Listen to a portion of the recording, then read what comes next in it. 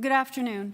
Due to COVID-19, Committee of Adjustment public hearings are being conducted virtually through WebEx Webinar, an online digital platform, and streamed on the Toronto City Planning YouTube channel. Participants who registered in advance will be able to make their presentations to the committee using WebEx Webinar, which is moderated by city staff. Anyone wishing to view the hearing can watch on YouTube. Participants who registered in advance will connect to the hearing by phone or with a compatible electronic device and have the option of participating via video and audio only. Participants will be muted automatically upon entry. When your item is called, each participant will be unmuted by the moderator, one person at a time. Please mute your devices until you are called upon to speak. Those participating by video, will be temporarily upgraded to panelist when the item is heard. During this time, your camera will be enabled. You will only be visible during your 5-minute allotted speaking time, and at all other times your video will be disabled and you will be reinstated as an attendee. Committee of Adjustment staff will share presentations submitted in accordance with the written submission deadline. Members of the public and applicants are not allowed to use the share screen or any other panelist controls during a video appearance. The host will remove you from the panelist role if you fail to respect this instruction. My name is Nancy Oman and I will be chairing this hearing. Panel members participating via WebEx Webinar who can be seen and heard are Larry Clay, Yim Chan, and Zahir Bayat. We acknowledge that the land we are meeting on is the traditional territory of many nations, including the Mississaugas of the Credit, the Anishinaabe, the Chippewa, the Haudenosaunee, and the Wendat peoples, and it is now home to many diverse First Nations, Inuit, and Métis peoples. We also acknowledge that Toronto is covered by Treaty 13 with the Mississaugas of the Credit. In accordance with Sections 45 and 53 of the Planning Act 1990 as amended, this meeting of the Committee of Adjustment for the City of Toronto is called to order. The Committee of Adjustment considers applications for variances from the provisions of the zoning bylaw that apply to the property, permission to extend or alter lawful nonconforming uses, and consent to sever property to create new lots. Anyone in attendance today who wants to receive a copy of the decision of the committee on an application must submit a written request by email. Please include your name, address, and an email address. Committee of Adjustment and the Toronto Local Appeal Body, known as TLAB, will be sending notifications and appeal updates by email. If you do not agree with the decision of the committee, you may be able to appeal the decision to the Toronto Local Appeal Body or, in some limited circumstances, to the Ontario Land Tribunal. However, the provincial government recently amended the Planning Act and generally removed rights of third parties to appeal Committee of Adjustment decisions. As of November 28, 2022, only the applicant, the Minister of Municipal Affairs and Housing, specified persons, and public bodies, as those terms are defined in the Planning Act, are permitted to appeal decisions of the Committee of Adjustment. Appeal instructions are set out at the bottom of the decision of the committee. I will call each item in the order listed on the agenda. Where an application is uncontested, the agent or applicant may proceed with their presentation if desired. When the committee does not require a presentation, applicants are to advise the chair should they wish to speak to the committee. The committee may ask questions and/or take the matter into committee for a decision. Each speaker, including the applicant or agent, will be given a maximum of 5 minutes to address the committee, and I'll comment when you're reaching the 5-minute mark. When addressing the committee, please speak slowly and clearly state your name and address. Please remember to confine your remarks to the matters outlined in the application. The applicant or agent will proceed first with a presentation of the application, and then individuals either in support or opposed to the application will be invited to speak. Committee members may ask questions of each speaker after they have finished their presentation, and when all speakers are finished, the applicant or agent has the opportunity to rebut only those issues that were raised by the speakers. This will mark the end of the discussion, and the application will then be taken into committee for a decision. Please note that the committee may not entertain revisions to proposals at the hearing today. The committee may decide to defer the application if substantially revised to ensure that the revised application is accurate and all those entitled to notice of the application are informed of the changes. Are there any declarations in any of the time slots this afternoon? from panel members, staff? No? Are there any files to be deferred or closed? No? Okay. So, all right, let's go then to item number 21, 411 Ridgeview Avenue. We have before us a copy of the plan of survey, site plan, floor plans, and elevations. We have a covering letter from the agent, as well as a list of comparable decisions and presentation materials from the agent. We have a tree inventory plan and 2 photographs of trees on the subject property. There are 9 form letters in support, and that includes the adjacent property at 409. Bear with me 1 second. We only have the agent listed as speaker. So do I have the agent on the line?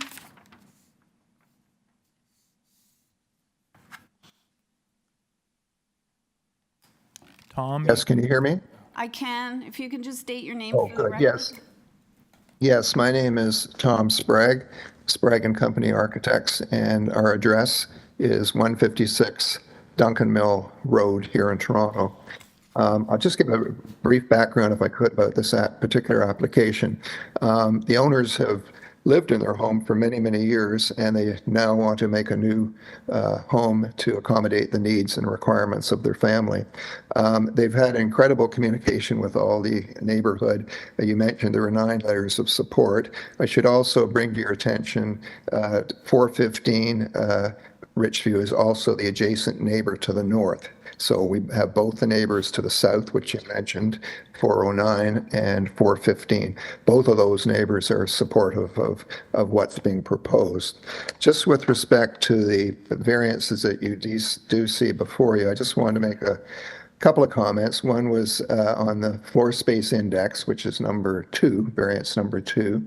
It's 0.85 times the area of the lot. And as mentioned, I'd sent through some other examples that were posted on April the 11th of other examples. I think there were 9 or 10 that had larger floor space indexes in the area of recent homes that we had identified. So certainly in keeping with the size and scale of other homes.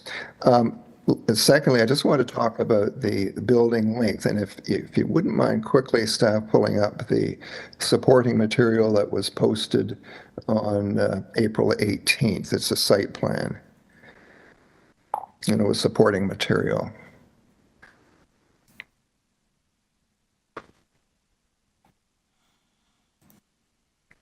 Yeah, and it was, yes, it was April 18th that it was posted, and it just explains a little clearer what the length of it is. Can you see that?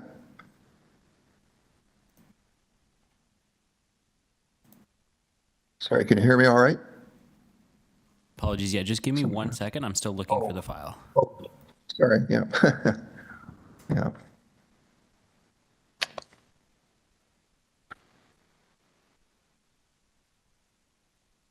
Yes, that's it right there.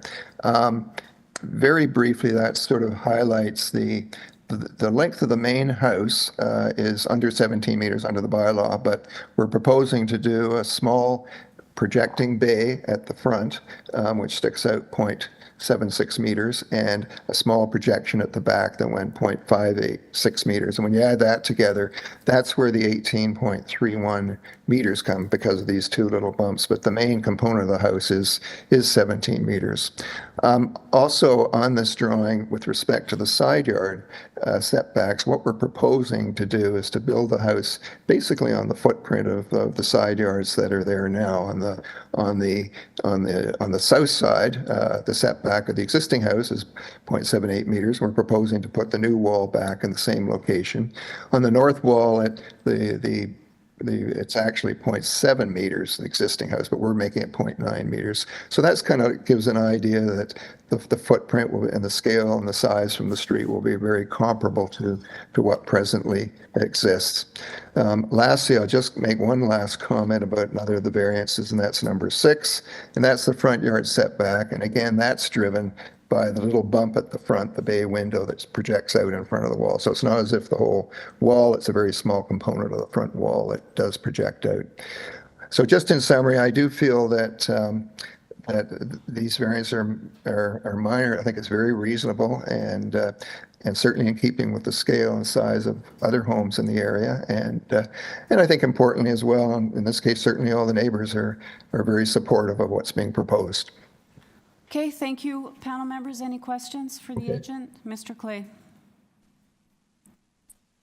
Thanks, Chair. I noticed on the third floor that you have a small balcony projecting off what looks like a gym. Is there any overlook concerns on there? It looks like from the side elevation you've got screening on the sides. Is that what your intention is? Well, it's actually more of an egress balcony, to be honest, and I know exactly what you're saying. It's pretty well, so I don't think there's any issues there. Having said that, it's not like the people are going to really sit out there. It's not like you can have a patio chairs out there and everything else. So it's more. No, it's almost like Juliet. It's close to Juliet. A little extended that way, yeah. But that's really what it is, yeah. Any further questions? Well, maybe just. Yeah, Sorry, Chair. Maybe just because it's got sliding doors and there is a lot of activity up there, maybe on the side. Sure. Okay. We could do a privacy screening there for sure at the side, Okay. on each side, and keep it open, of course, at the back. So Yeah. you could make that a condition of a decision for sure. Okay, thanks. Okay, any other questions? All right, let's take it into committee then for a decision.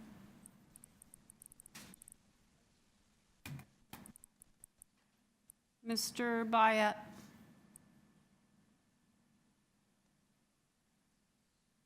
Thank you, Chair. I think this is fairly straightforward, and I must comment on the fact that, it makes it so much easier when a new build is largely sitting on the existing foot, makes it a lot easier, fewer issues to deal with. There are no conditions attached to this one than the one that Mr. Clay just presented, and that would be a 1.5 meter screening on the third floor balcony at the rear of the building on the north and south sides. I have no, other than that condition, I'd be quite happy to move forward with approval. Okay, so you're seconding Mr. Clay then? So the motion then is to approve the application with the condition for privacy screening on the sides of the balcony. Okay, so moved by Mr. Bayat, seconded by Mr. Clay. All in favor? Through the chair, just a point of clarification before so can we put, I just want to make sure we get this correct, the condition. I'm going to put up the floor plan. I want to make sure you're capturing the right sides. Okay. Correct sides. Okay, so this is the third floor. The balcony, I'm assuming, is that one that's being highlighted, correct? Right. Okay, and that's the Correct. And you want the proposed condition is a 1.5 meter privacy screen along the north and the south sides of that third floor balcony, correct? That's correct. Okay, thank you. Okay, so that motion carried, and thank you very much, Mr. Sprague. Okay, item number 22, 269 Donlands Avenue. We have before us a copy of the plan of survey, site plan, floor plans, and elevations, copy of the existing floor plans, 3 photographs of trees on the property, a copy of email correspondence between the agent as well as the application technician from the city planning department.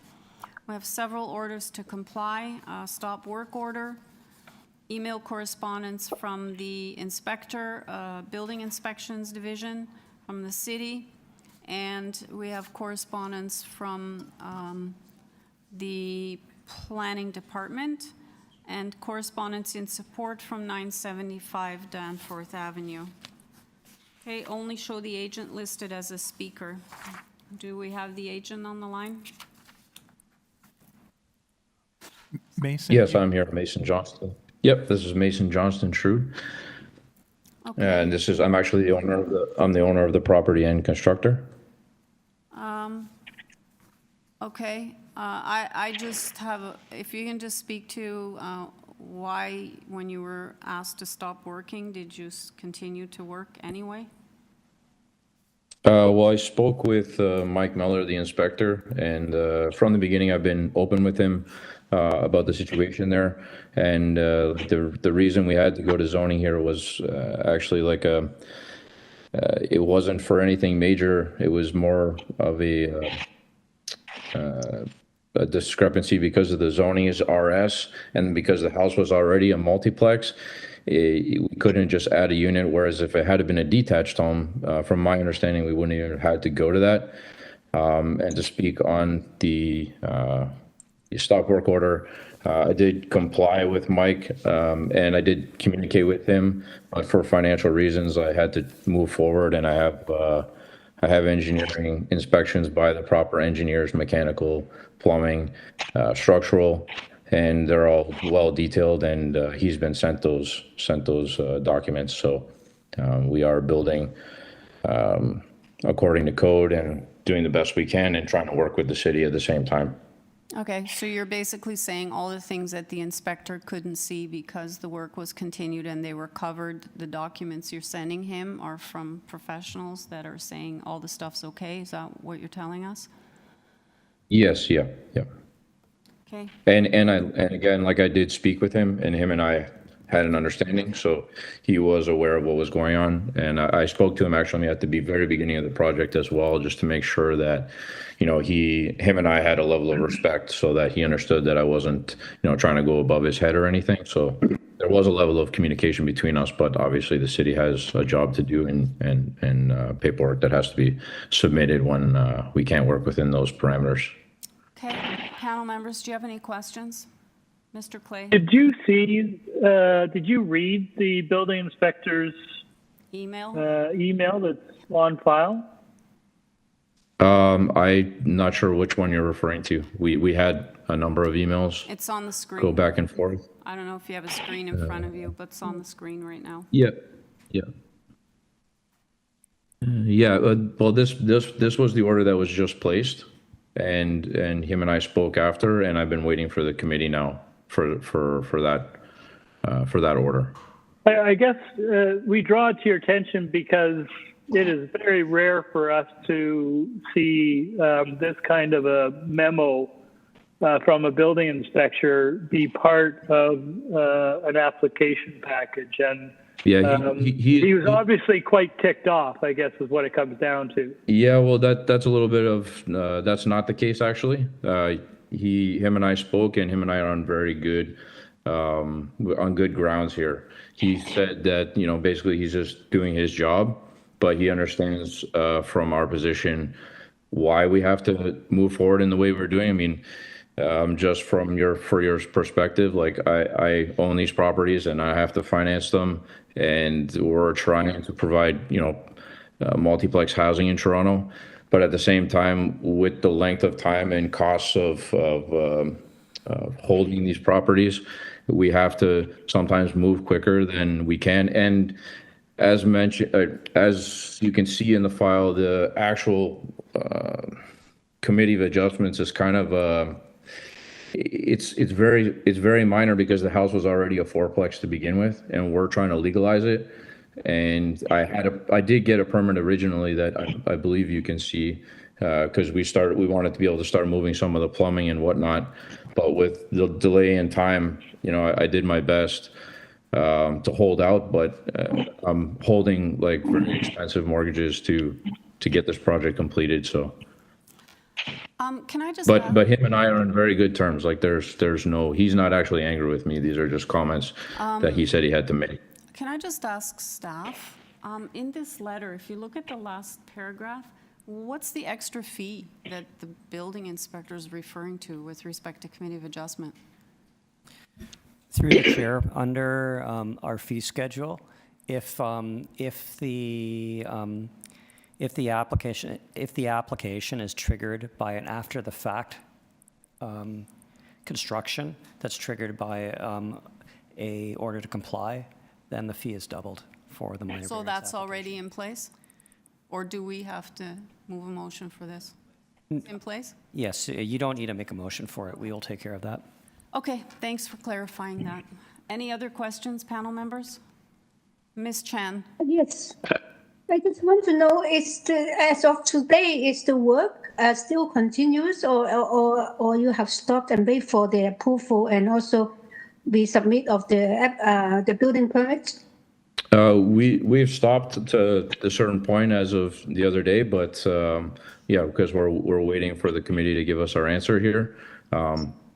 But as I said before, I do have all the engineering and proper inspection reports. And as I said to Mike, that it's not just a blanket engineering report, because I know in Toronto there's a lot of guys that they just get these blanket reports, and that's not how I work, because these properties are properties I intend to hold, and I intend to have tenants, and I like to sleep at night, and I like to make sure that my properties are done correctly. So I have engineering reports. I usually even get them regardless if I have the inspections by the city or not, this way that I'm covered down the line to make sure that I have the proper engineering from the proper utility. I understand that, but what my question is, are you required to have a new building permit? No, I think it's just an updated permit. Because we have a permit in place, and then there's new, like the drawings that you have are the drawings that, we're waiting to get, I guess, applied to this other permit. I'm not sure how that works, to be honest. But we Okay. did get a permit originally to start doing work. Okay, bottom line is you've stopped working. Are there any other questions? Mr. Baya?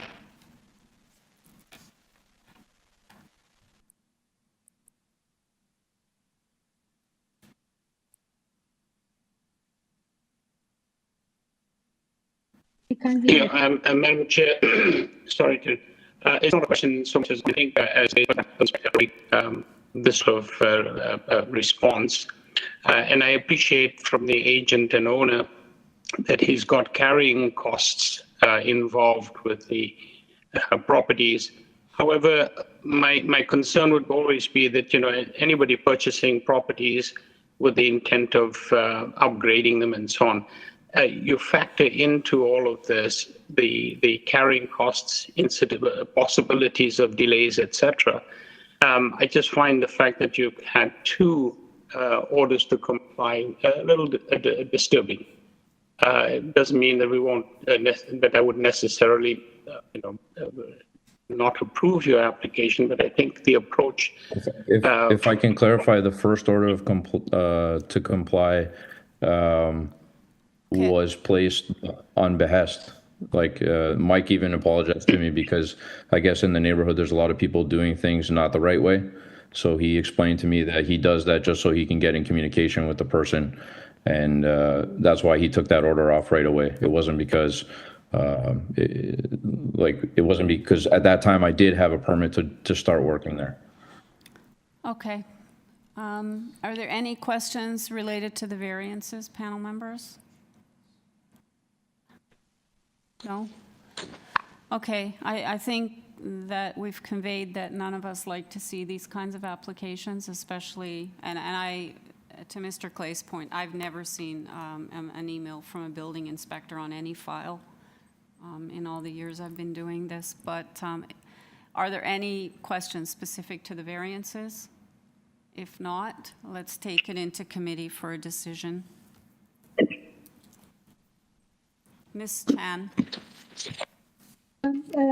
Yes, we put that aside, the process taken. If we look at the variances, I think that this is a supportable application because I think that add together all the variances could still I consider minor, and the site can support this increases. And there aren't any oppositions here, so I would like to move to have motion move for approval. Is any other there's No, any conditions? no, Oh, no. no conditions, I don't think. Yeah. Okay. Can we put our standard Yeah. comment in the commentary section that, we Yes, don't, the committee doesn't Condone. condone proceeding with Yeah. construction prior to getting a building permit? So, I'm sorry, can you just Yeah, but we always put that in the comments, so if you can please put it in. You can check with Sabrina. It's a standard thing we like to put in. Okay, done. All right, so the motion then is to approve the application, moved by Ms. Chan, seconded by Mr. Bayat, and there will be reference made in the notes, Mr. Clay, to what you just asked. All in favor? Okay, that motion carries. Item number 23, 15 Makaki Road. We have before us a copy of the plan of survey, site plan, floor plans, and elevations, 2 photographs of trees on the property, 2 photographs of the subject property, and another order to comply. I have the agent and the owner listed here. Okay.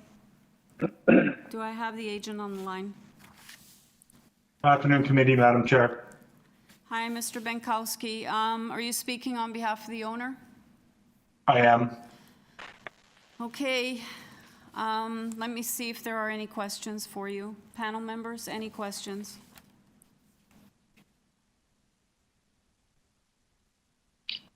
May I? Yeah, go ahead, Mr. Bayat. Thank you, Mr. Benkoff. Could just speak to variance number 1.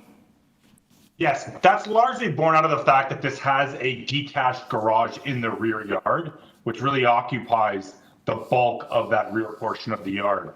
So basically what the application was just for a covered at-grade deck. It's not an elevated deck in the rear. So that portion there would essentially just occupy a standard kind of interlock decking, with the rest of it being green space. Again, the numbers are skewed by that existing detached garage in the rear yard. So largely an existing circumstance. Correct. Through you, Madam Chair, really irregardless of the order for the improperly built canopy, that would just be your standard at-grade patio. Thank you. Any other questions, panel members? Ms. Chan? Yes, the question is, have you talked to your neighbor at number 17? I haven't, but what I can tell you is I did submit some photos. Those are actually 2-story dwellings there. So some of the photos I showed really tried to show that what it looked like in the rear yard looking north and south. So that projection of this being a bungalow with if we actually see the section I provided also, it's actually built lower than the ridge of the roof today. So sort of that impact from the grade related, if we would go down one more, correct, I think one more, we would see it is below that ridge, and it is a pitched roof, not a flat roof, which again, they have a 2-story with a built up deck at the rear. Okay, thank you. Any other questions? Okay, Mr. Benkowski, no more questions. Ready to go into committee. Anything you want to add? No, Madam Chair. Okay, thanks a lot. Let's take it into committee, panel members.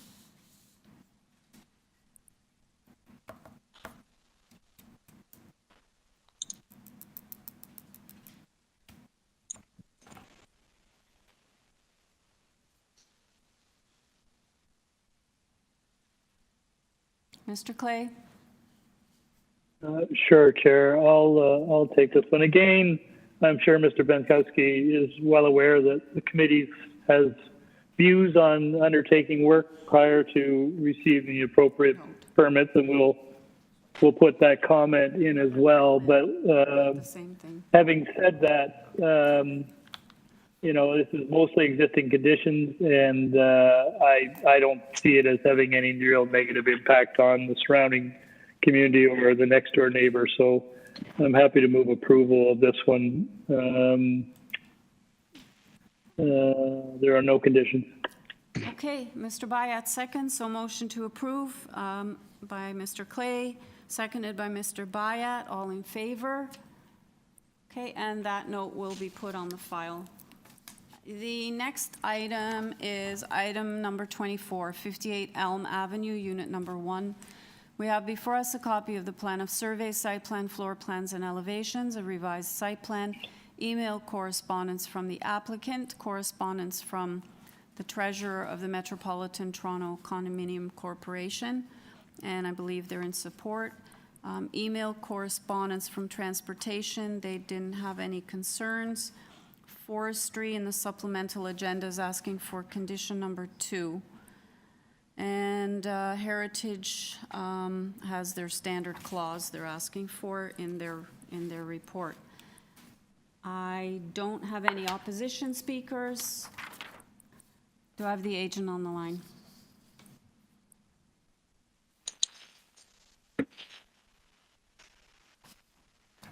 Jerry, you've been unmuted. Hello? Mr. Paluskiewicz?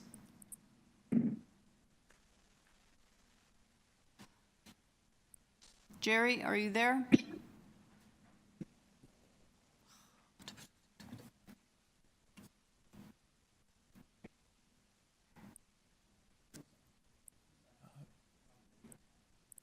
Jerry, we can see you. Are you able to turn your microphone on? I'm sorry, but yeah, this thing, something dropped on my phone. Sorry, yeah, I have to. Hi, Jerry, can you hear me? I can see you, but I can't hear you. Are you muted on your end? Is he showing muted here?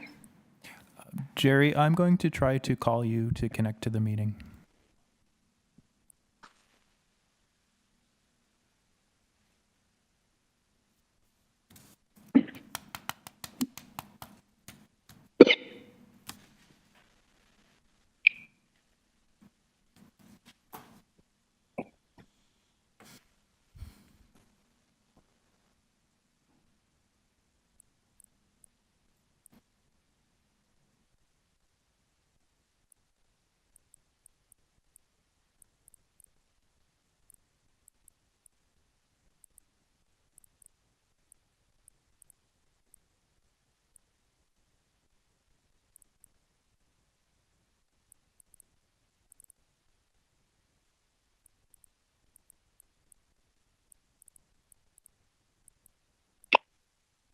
Jerry, you've been unmuted. Can you try to speak, please?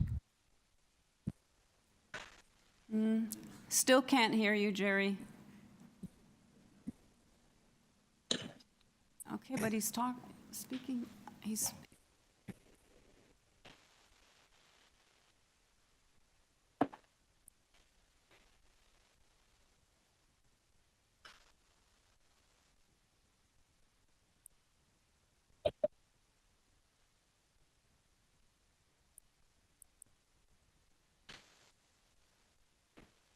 Can you hear me? Yeah, I think I can hear you.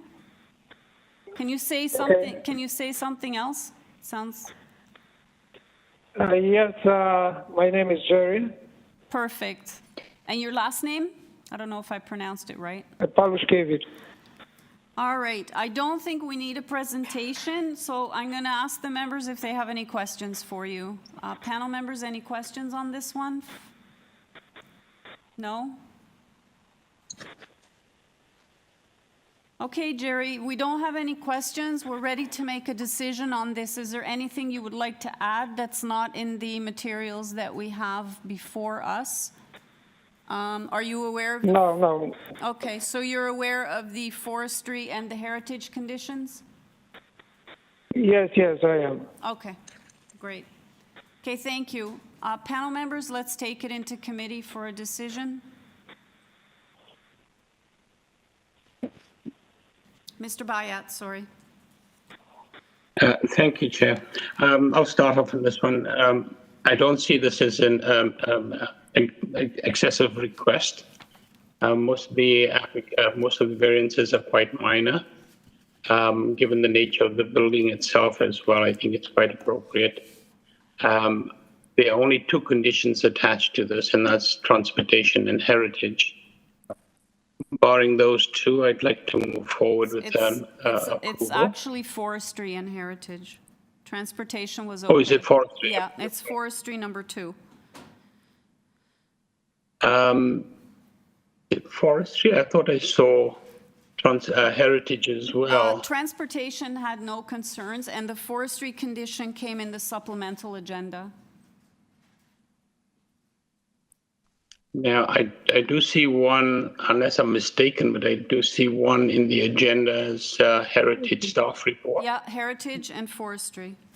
Is that correct, Steph? And forestry. Oh, Through the chair, that's correct. thank you. So with those two conditions in mind, I'd like to move forward and to approve the application. All right, so the motion to approve, moved by Mr. Bayat, seconded by Ms. Chan, is to approve the application, including the forestry number 2 condition and heritage condition on the April 4th report. So all in favor? That carries unanimously. Okay, the item's been approved. Item number 25, 309 Donlands Avenue. We have before us a copy of the plan of survey, site plan, floor plans, and elevations. Revised site plan, floor plans, and elevations received on April 18th. We have a red line public notice that came with changes of revisions to the variances that came in our supplemental agenda. 10 photographs of the subject property, covering letter from the agent. We have a staff report from planning. I believe they want a condition to build to plans. 14 form letters in support. I'm just reading my notes here. So that's including number 311, which is adjacent, and they're from residents on Donlands and Westmount Avenue. I am showing the agent as a speaker, and then I have 3 other people listed. Do we have them all? Through you, Madam Chair, we've been unable to reach the last speaker in support. Okay. And do you know if the other people, the other 2, are here in interest or opposition, or you're not sure? I'm not sure, but they're both here. Okay, thanks. All right, do you have the agent on the line? Yes, Leah Bulger, Renew Architect. I'm the agent for the owners. Hi, I'm just going to go to the 2 speakers to see if they're here just to listen or if they want to speak, and then I'll come back to you. Sure. Okay. All right. Nicholas or Anne Marie?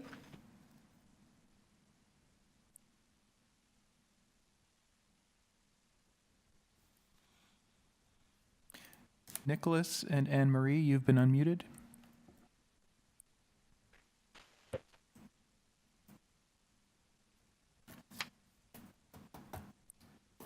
Hello, Nicholas and Anne Marie. Can you hear us?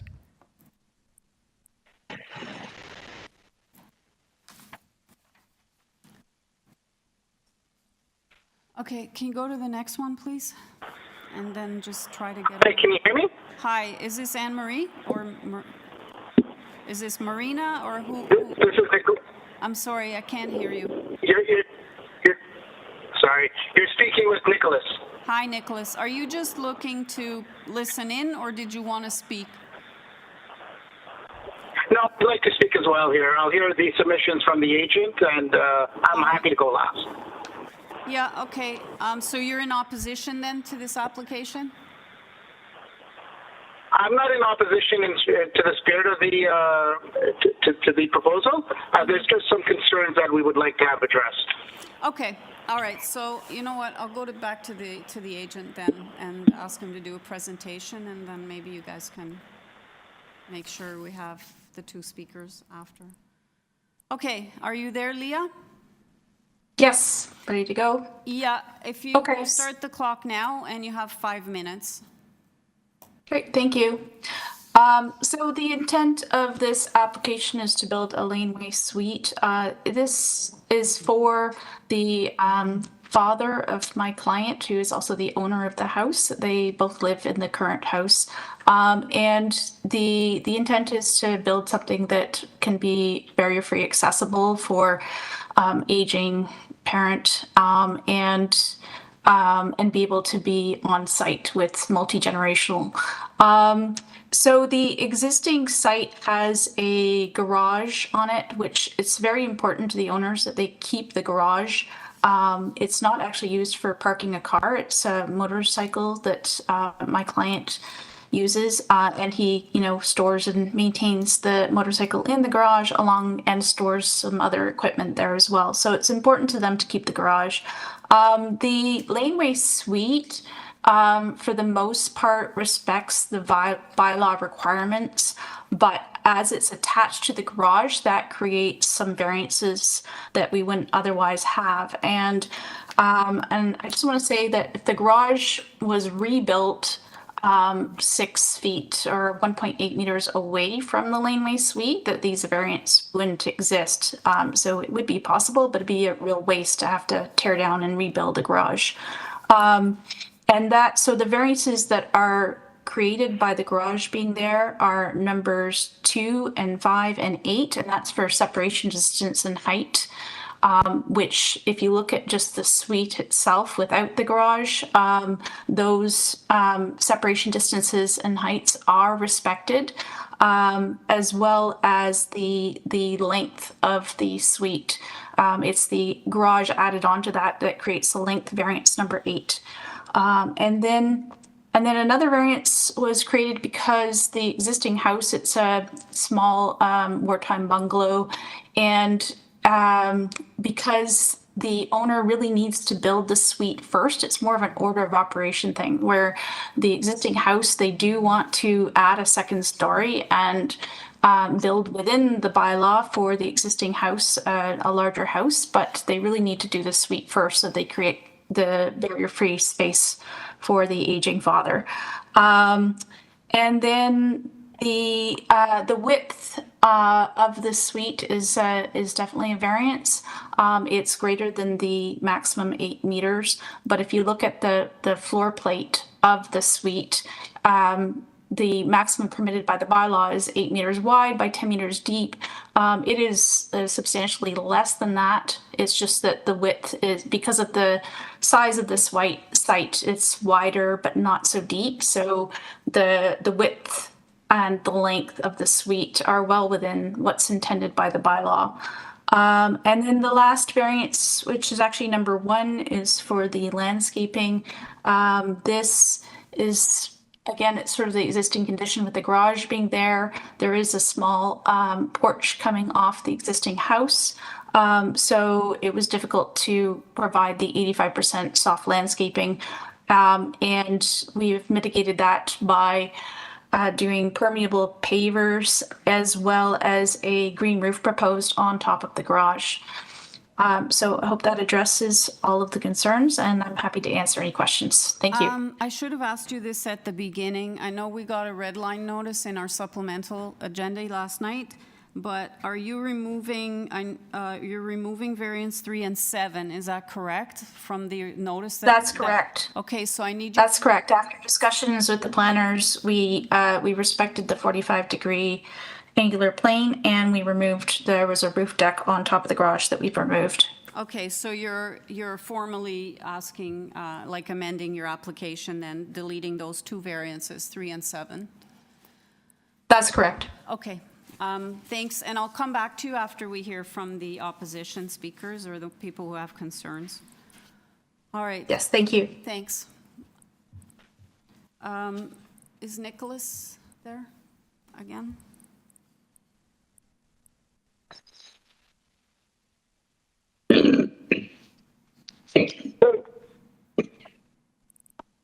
Hello, Nicholas, you've been unmuted. Great, thank you. Hi, Nicholas. If you can just state your name and address, and then we'll start the clock. You have no more than 5 minutes. Great, thank you. Name Nicholas Vigano, Bigagnon, address 307 Donlands Avenue, Toronto, Ontario, M4J3R8. We don't have any, we're not opposing the plan in spirit, as I had mentioned earlier. What is of concern to us here is perhaps this could be attributed to a clerical error, but on the survey or on the application, there's 2 307s listed in between 309. So I'm the one with the two-story building. So to the concern that we have here is that the plan shows that the building, the extension is going to extend slightly onto our property. You'll have to zoom in to be able to see it properly. And the second concern here is that we are building a fence, and the fence, we're having issues with it because part of the foundation of the garage that was built has been built poured onto our property without it being known to us. Subject to those two concerns being addressed here, we don't have any issues, but with the spirit of the build. Okay, I have one more speaker, and then I'll ask the agent to address those concerns. Panel members, do you have any questions for Nicholas? Okay, thank you very much. Do you have the next speaker?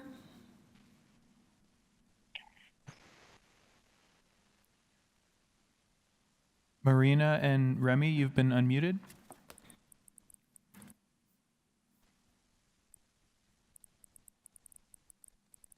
Marina?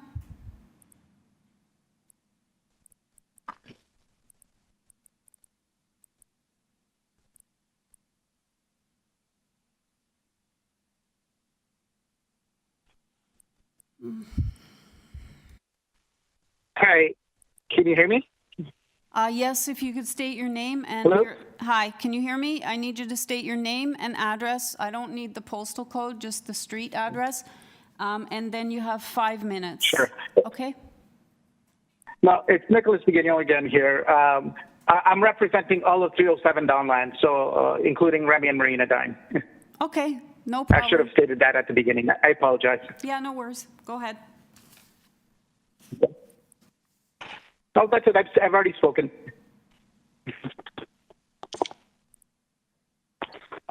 Oh, that's all you wanted to say? Yep, that was just so that we don't waste the committee's time.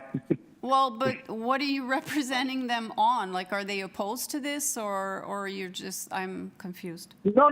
They share the same concerns as I share. So you share the same concerns that were just outlined by Nicholas. We all share the same concerns. We all live together in the house. Oh, okay, yeah, now I'm looking at the last name. I didn't notice that before. All right, thanks. Not an issue. Thank you. Okay. All right, Leah, can you please speak to those two concerns? And then I'll see if there's any questions from the members. Yes, sorry about that. Okay. Yes, so there was a concern about the existing garage being slightly over the property line. The records that I have do not show that. We have a survey that shows the existing garage within the property, and as well, when the work is done on the new suite, there will be some recladding of the garage, and the drawings do show that the garage will be within the property line. So there was no intention to build over the property line, and that will be respected. Okay. So it's just the way it looks on the drawing, then it kind of looks a bit shaded, I guess. All right. Panel members, do you have any questions for the agent? Okay, if there are no questions, let's take it into committee.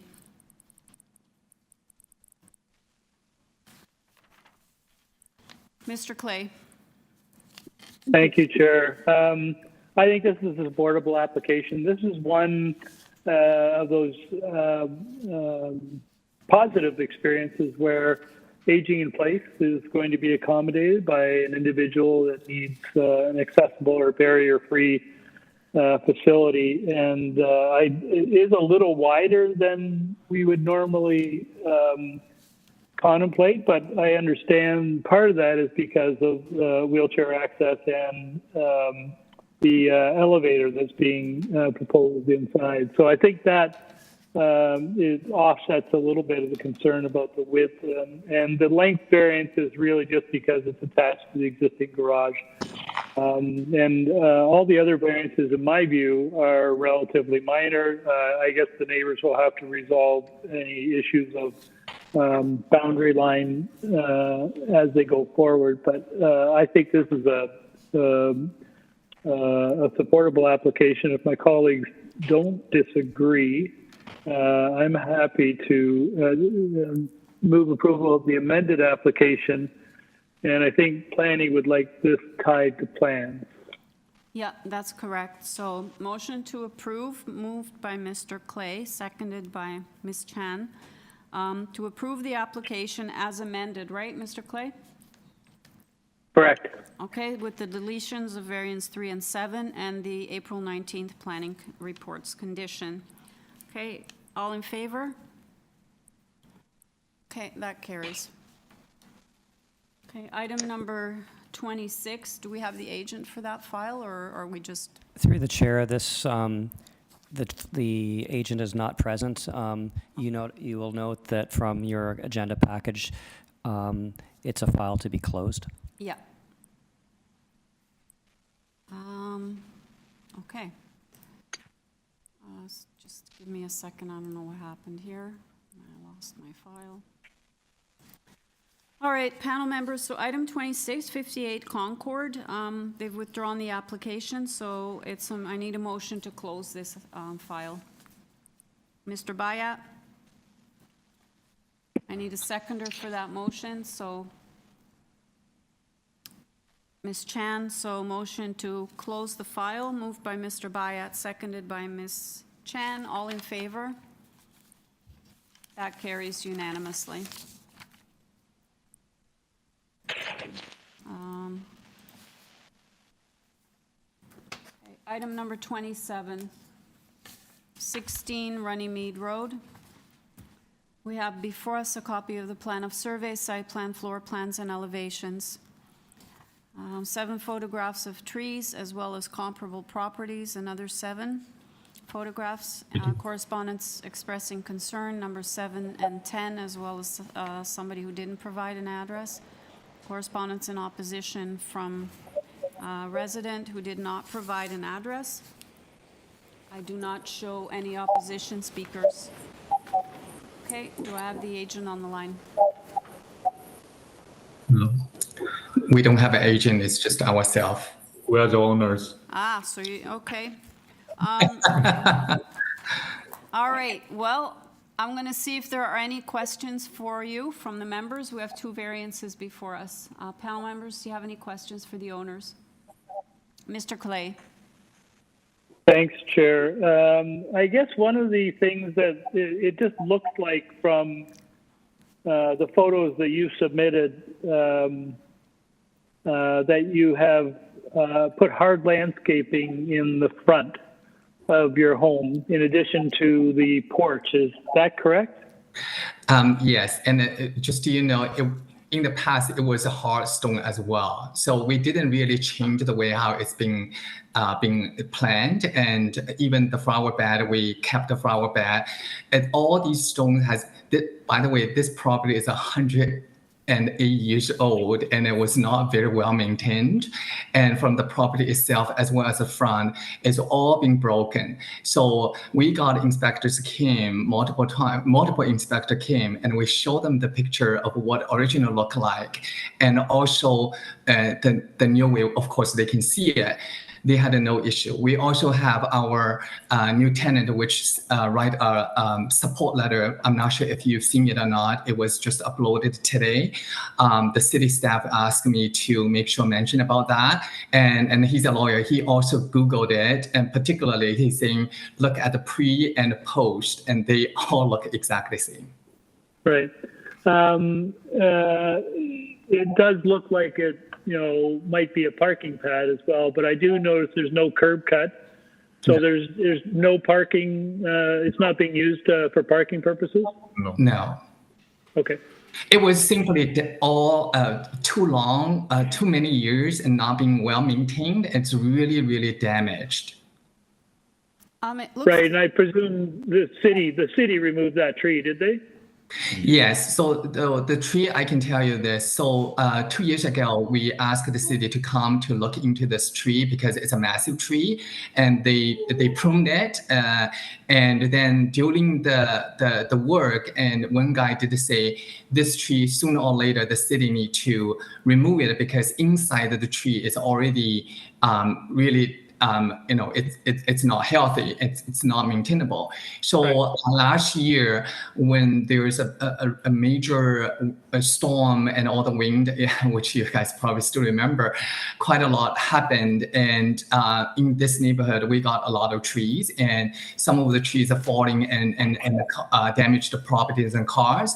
So I called the city multiple times just to understand how it works, and the city staff did inform us they will send somebody to look into the tree, and so it looks like outside it's all healthy, but the inside are really not. So they did give us a notice, and which we also submitted as well. As the tree is too large, and also there's a lot of issue and it's too big to be maintained. That is the city's decision to remove it. Okay, great, thank you. Ms. Thank Chan? you. Yes, I just want to know, the new pavers you put on, are they permeable material, or they're impermeable? Sorry, I'm not The new understanding. paver, these are the pavers you Yeah. have. Are they The stone. permeable? Are they permeable? Yeah. Like, does it mean, Material. will they The let water water can go go through. through? The water will not go through directly from the stone, but it will go to the side. And we do have both sides have, particularly on the north side, there are soils there. And then this, because it's a slope, and then we also have some of the water will go to the side where between the two houses, there is one way, and it's originally designed that way, goes to the backyard.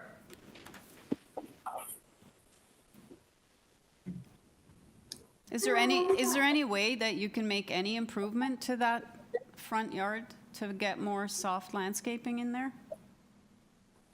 This was really, it was original what it is. We also showed the picture as well. We're really upgrading and make sure the health, the safety issue. And actually, if you look at it, this is the current one, and then the old picture. I'm not sure if we can show it or not. There was old picture. Yeah. It was all, see, look at the flower bed. It's all terribly damaged. This property has not really been maintained. And we've been living there for the past, we have this property for the past 5-6 years, and all the stones is, Anthony's parents is keep adding on it because it's falling after the rain falling and got, damage it. Yeah. So we've been keep adding It was great. the stones. Yeah. The seniors just pick the stones from the backyard and keep adding to it. Yeah, actually for the front yard, one inspector came to inspect it already, and he didn't have any problem with that. Yeah. If you want to, maybe we can find his name. Okay. Yeah, because neighbor did report about the front yard, but the inspector came and she was totally okay with that. Okay, any other questions, panel members? Okay, if there are no other questions, anything you would like to add, gentlemen, before we take it into committee and make a decision?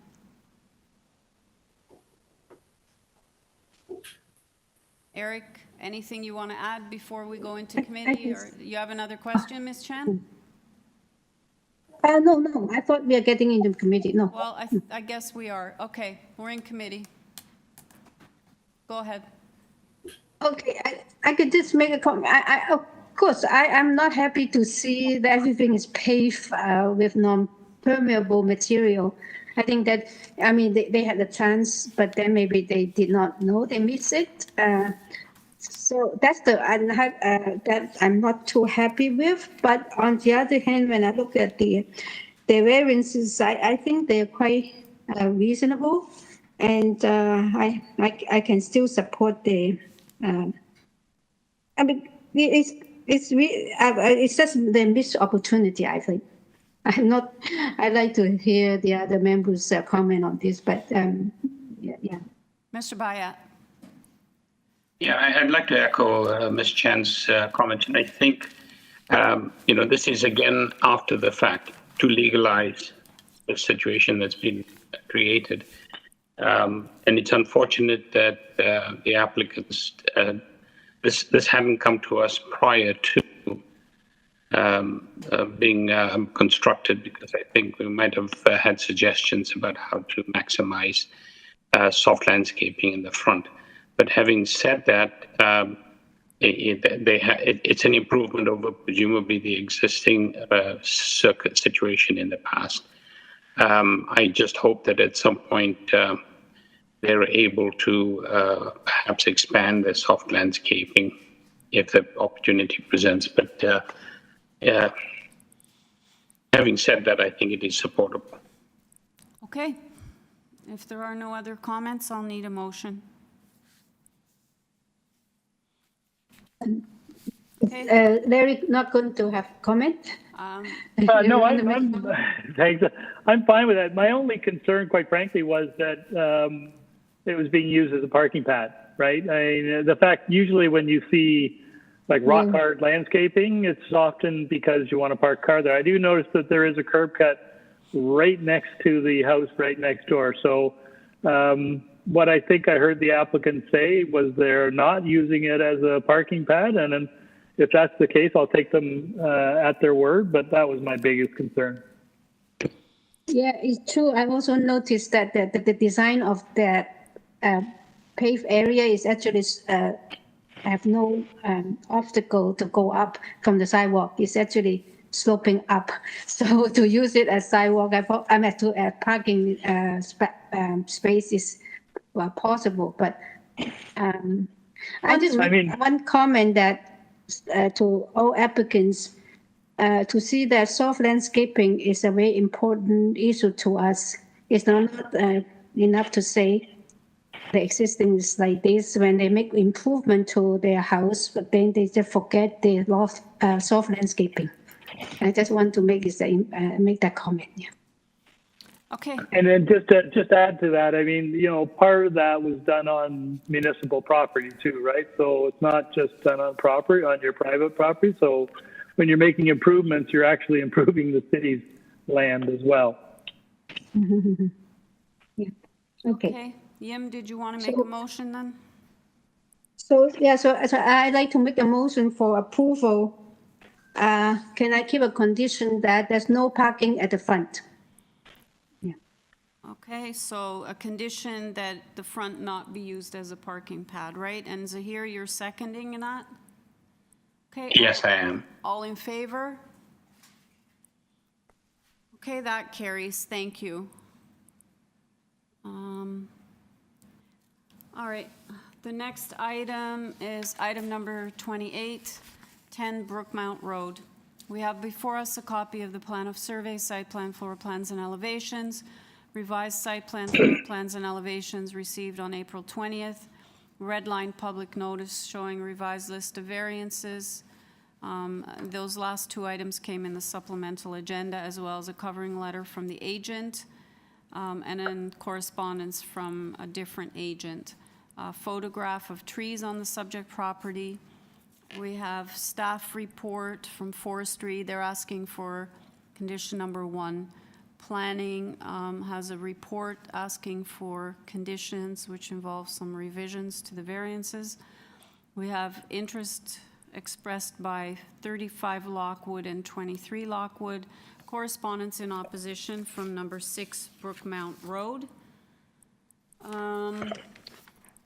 And I'm showing, I've got 4 people listed as speakers, all of them? Okay. Do you have the agent on the line? Barry, you've been unmuted. Thank you. Good afternoon, Chair, members of the committee. My name is Barry Goldman.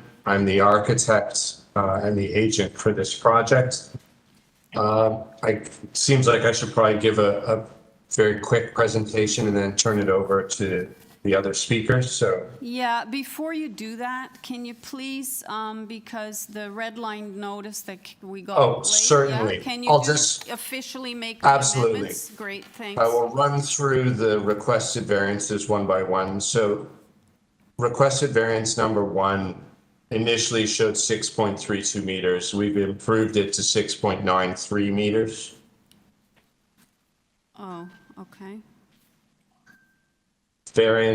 Requested variance number 2, the proposed building will still push into the angular plane. However, it will be improved by virtue of moving the laneway suite back. But it is there, it is improved. Variance number 3, we were showing 5.95 meters. We've reduced the height of the laneway suite to 5.64 meters. And finally, variance number 7, we were requesting 39% soft landscape, and we've improved that. It's now 42%. Okay, thanks a lot. So we'll start the clock now. Is there anything you need staff to put up before you start? No, not at this juncture. Thank you. Okay. So, thank you. The current situation at 10 Brookmount is an existing 2.5-story dwelling with 2 dwelling units in it. The family that's living in there looks forward to living there for the foreseeable future.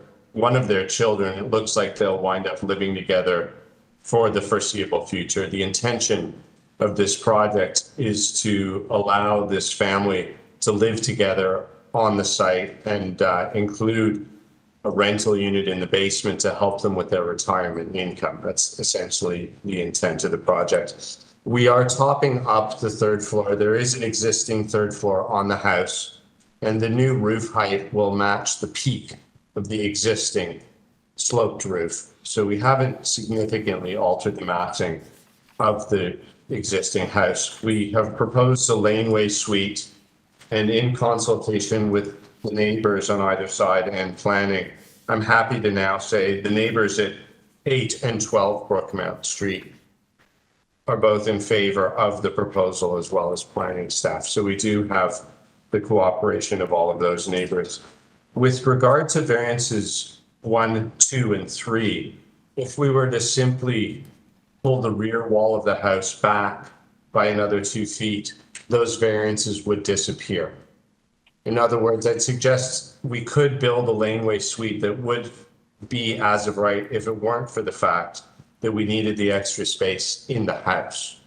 And the reason we need the extra space in the house is really just because we're trying to accommodate all of these people within the existing house in order that this family can continue to live on the property for the foreseeable future.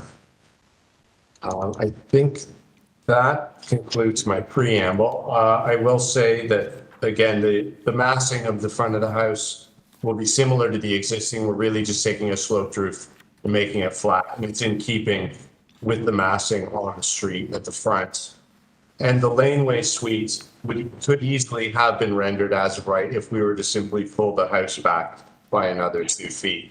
So in terms of the massing that's being presented on the laneway, it would be identical. It could be done as of right if it weren't for the house. It's really the house that's generating these variances.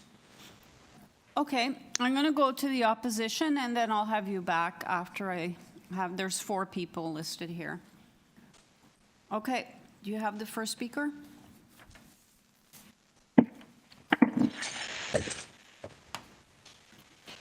Kevin Wenzel, are you there? Hello, can you hear me? Yes, I can. If you could state your name and address for the record, and then you have no more than 5 minutes. Perfect. Thank you, my friends, for having me here today. My name is Kevin Wenzel. My address is 35 Lockwood Road. Okay, go ahead. Yeah, thank you. So we saw this come in the mail a few weeks ago. We are concerned as to just the precedent that this will start for all of the neighbors on Brookmount and the street to the west, which I live on, Lockwood. There is Inukshuk Lane, which serves, I'd say, more than 90% of the neighbors on both streets in terms of parking.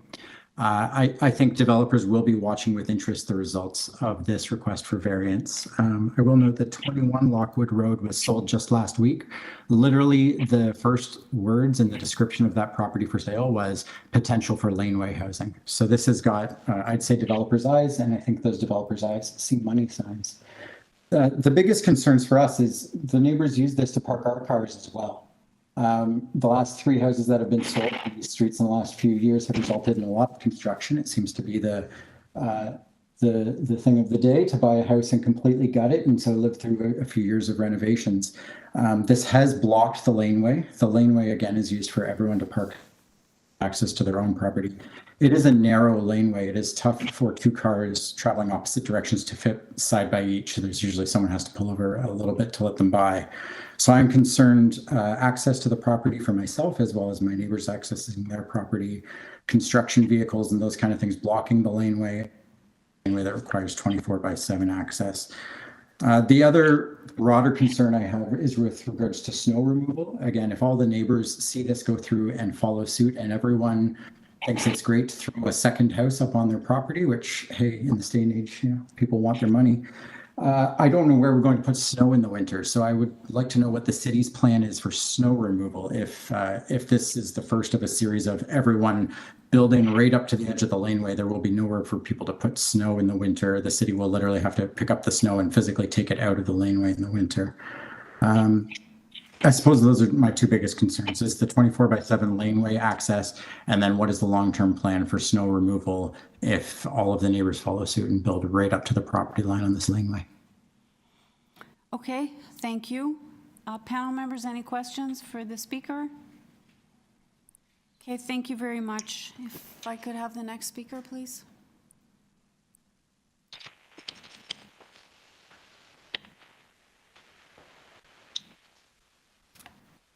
Samantha, you've been unmuted.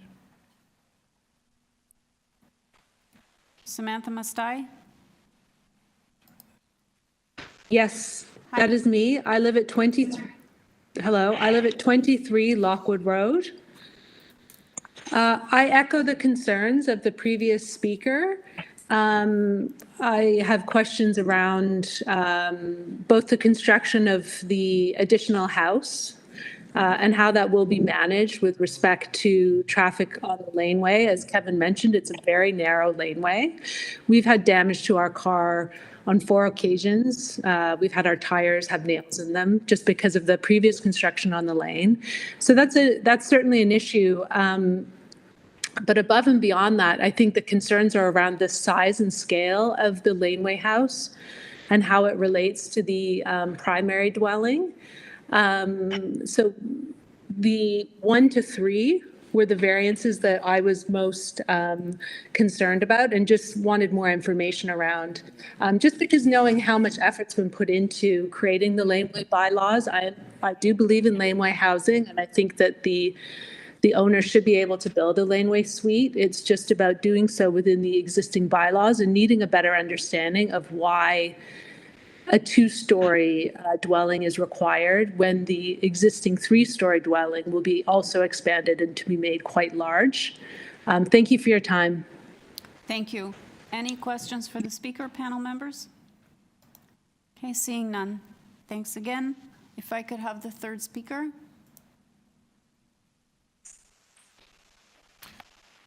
Adam, you've been unmuted.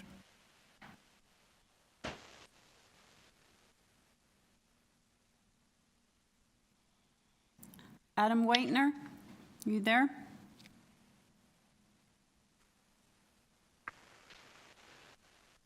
Adam? Adam, are you able to speak, please?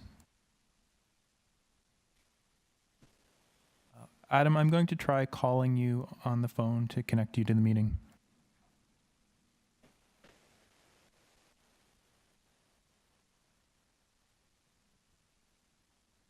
Can we go to the next one? All right, great. Tanya?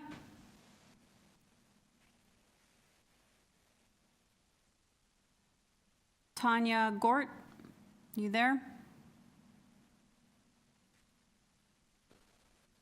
We just lost that, or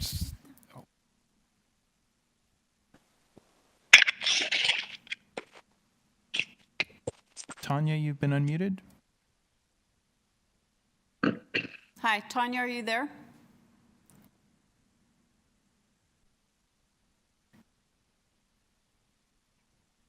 You're subtracting, right?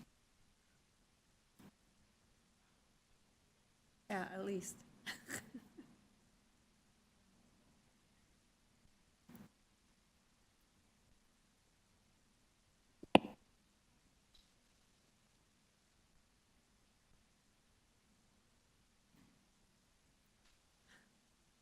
Not permitted. Okay, so neither one of them you're able to reach now, or?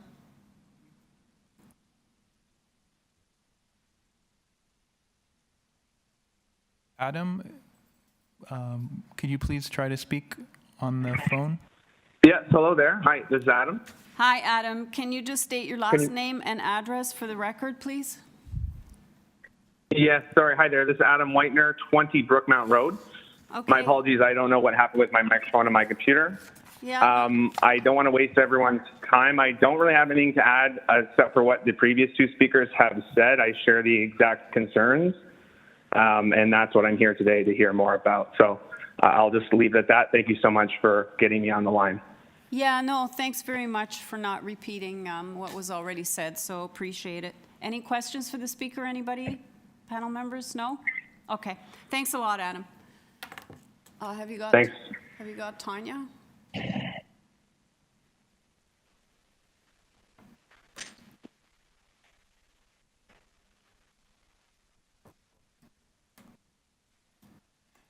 Tanya, we've tried to reach you by phone. Can you please try to speak?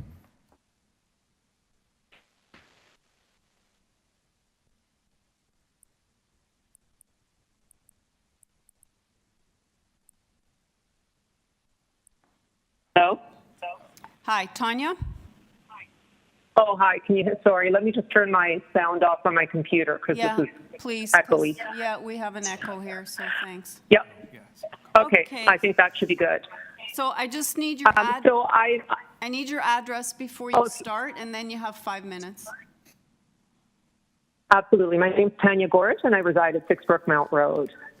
And actually, I don't need the 5 minutes. I really am just going to echo what the previous speakers have said. And my main concern, I think I expressed it quite clearly on the letter that I sent, and it mostly has to do with our laneway being very narrow and these behemoth laneway houses being built along with these very huge houses and sort of the lack of light that it's going to create within our laneway.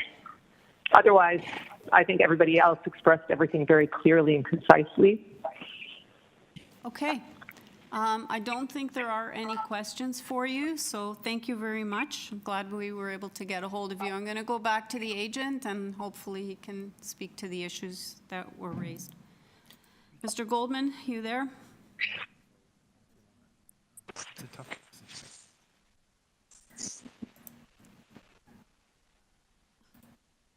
Oh, let me try that again. Can you hear me now? Yeah, I can hear you now. Okay, sorry about that. To staff who's running this, I'm wondering if it's possible to pull up the revised drawings that were submitted last, I think 4 or 5 days ago. If not, I can work with these. Are they in the supplemental, I think?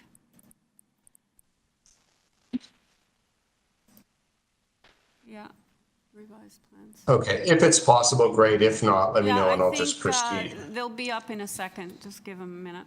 Okay, excellent. Oh, much better. Thank you.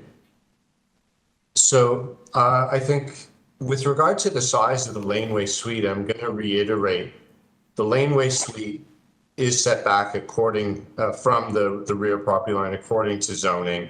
The laneway suite itself could easily be as of right. In other words, it would be permitted with no variances if we were to pull the house back an additional 2 feet. I really couldn't make the laneway suite any smaller. It wouldn't fit a vehicle or the dwelling unit on the second floor. But I'll just reiterate, the laneway suite in and of itself is as of right. What's generating the variance is simply the space between the house and the laneway suite. We did improve it, and if you look at the plan, you'll see that our house at number 10 is not as far toward the rear as the adjacent number 12. And our laneway suite at the rear is not as close to the house as 12 Brookmount. In other words, it's an improvement over the existing condition to the north. I'll just close with, again, the laneway suite is as of right. The variances are being generated by the length of the house. And the reason why the house is being lengthened to that extent is in order to accommodate the family living on the top floors while giving up the basement to make a rental suite. I'd suggest that a 2-foot decrease from the required zoning, I should 600 millimeters, I should be using metric, would constitute a minor variance, and thus it's in keeping with the intent of the zoning bylaw. Additionally, the neighbors that would be directly affected by daylight, namely 12 and 8, are in favor of the proposal.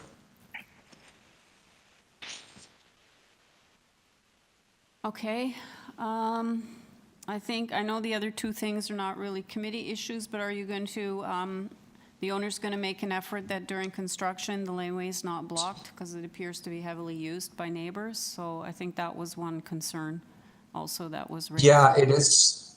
It is a tight site. I recognize that, and this is going to keep happening downtown. Where the owner will have to construct all of this work in a manner that does not obstruct the laneway.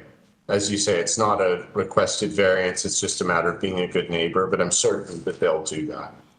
Okay, great. And as for the snow removal, I know that was raised. That's also not an issue that this committee can address. That's something that would have to be taken up, I guess, with transportation services that controls that. And I can only direct you to 311, I guess, that you can find out how they deal with handling snow in laneways if they can't just push it to the side. Okay, any other questions, panel members? Mr. Clay and then Mr. Bayat. Thanks, Chair. I'm just, I mean, a lot of the concerns that we heard, all of the concerns were mainly about the laneway access, and I'm just looking along Inukshuk Lane, and you don't require a rear setback, so you're abiding by the bylaws in terms of where your new structure would line up. And it does look kind of eclectic, but is it fair to say that your proposal is in keeping with the setbacks for most of the other garages in that laneway? Have you been back and had a look? Yes, I have. I would say it's in keeping with the average. They do kind of jog in and out, but I think the intention is to, all new construction will be set back a meter from the property line in order to give vehicles and snow clearing some room to maneuver. And I expect, 10 years down the road, that's going to be the norm.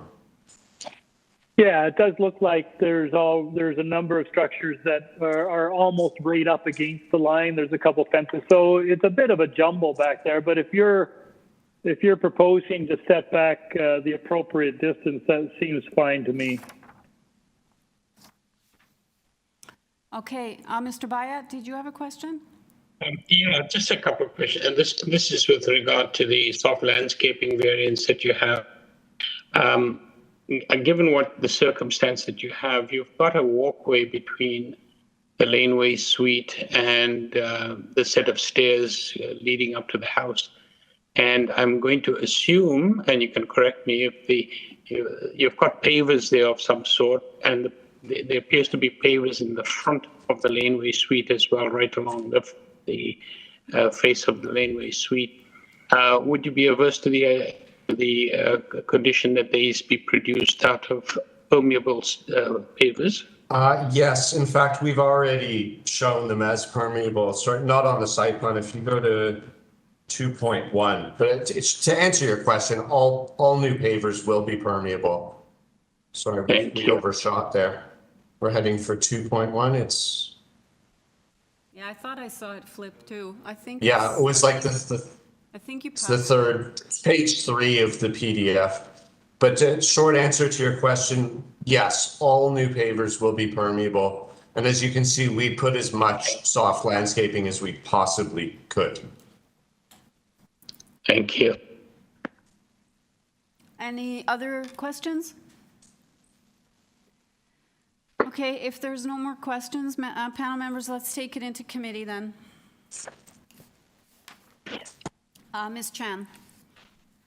Yeah, I can start. I'm very happy with the revision. I think that it's actually improved the soft landscaping, increase it, and also reduce the size of the laneway house and then the distance between the two structures.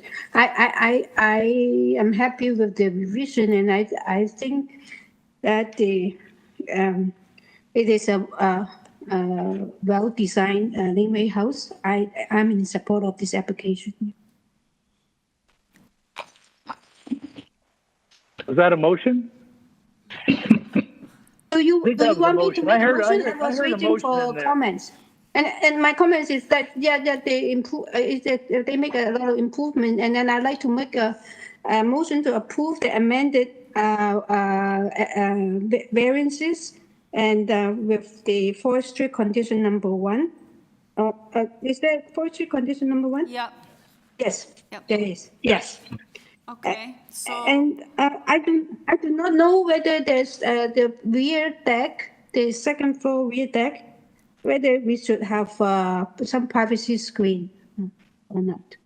On the north. There's no mention of that. Right? South, yeah, and the north-south side, right? Okay. Yeah. I think maybe it's a good idea. Okay, second floor, rear deck. North and south edges, yeah, North of and privacy south screen. Yeah. Privacy screen to 1.5 meters, opaque, right? Yes, thank you. Okay, so the motion is to approve the application as amended. Variance number 1 reading 6.93 meters. Variance number 3 reads 5.64 meters. Variance number 7, 42%, which equals 47.3 meters squared. Forestry condition 1, we do not need the planning report. And then another condition for screening on the second floor deck, privacy opaque screening on the north and south sides to 1.5 meters, and that's moved by Ms. Chan, seconded by Mr. Bayat, is that right?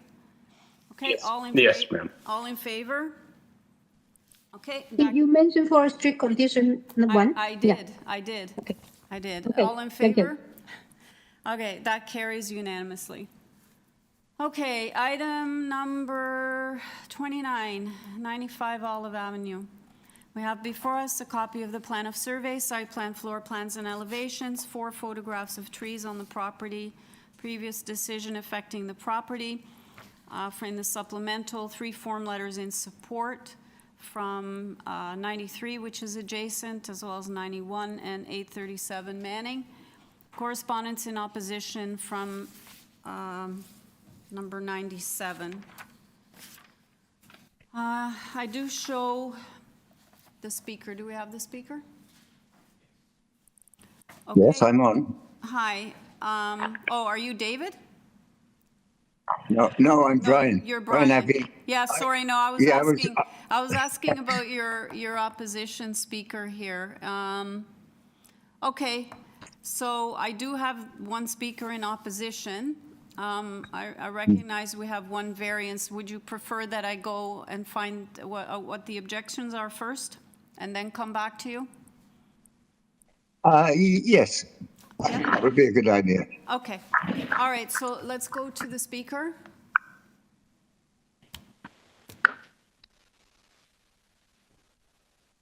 David, you've been unmuted. Good afternoon, Committee of Adjustment and Madam Chair. My name is David Reslovitz, and I live at 97 Olive Avenue. Hi, David. If I could ask you to explain your concerns, and then I'll go to the agent and have him, give you explanations for your questions. Okay? Go ahead. You have 5 minutes. Okay, well, through you, Madam Chair, I just wanted to be present here today at the hearing to see if the committee had any questions or comments on my written submission, as I would like to respect the planning process and be respectful of the decision-making process of the committee. As identified in my letter, the Committee of Adjustment is for planning principles, and I feel that this current application does not meet the four tests of the Planning Act. So it's all documented in my written submission, and I'm here to answer any questions you might like to answer. Okay, is there anything specific that you want addressed by the agent, or? No, No? no, I think it's just, specifically, I just don't think it represents good planning principles, and this forum is not for construction or for engineering, and I want to be respectful of the planning process, and I think my written submission details our concerns, and I'm here to answer any questions you might have. Okay, panel members, do you have any questions for the speaker? No? Okay, Mr. Abbey, have you seen the letter that was sent in, the opposition letter?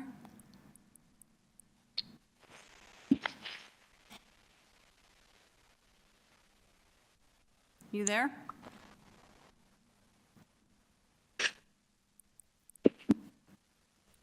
Brian? Oh. Thank you. Yes, I have seen the letter, and I don't believe that it's bad planning. We're only adding an additional 15 square meters to already built third floor.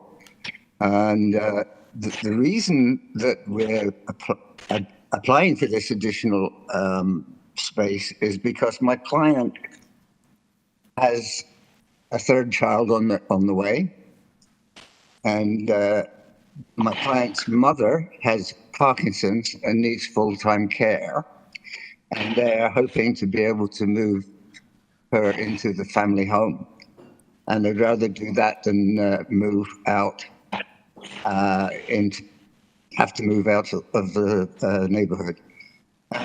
Also in David's letter, he mentioned about the basement. That is currently rented out as a rental apartment, and there is no access from the main house anyway.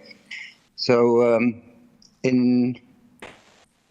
with just the one variance, I really feel that it is very minor in nature, and I would hope that you would grant this approval.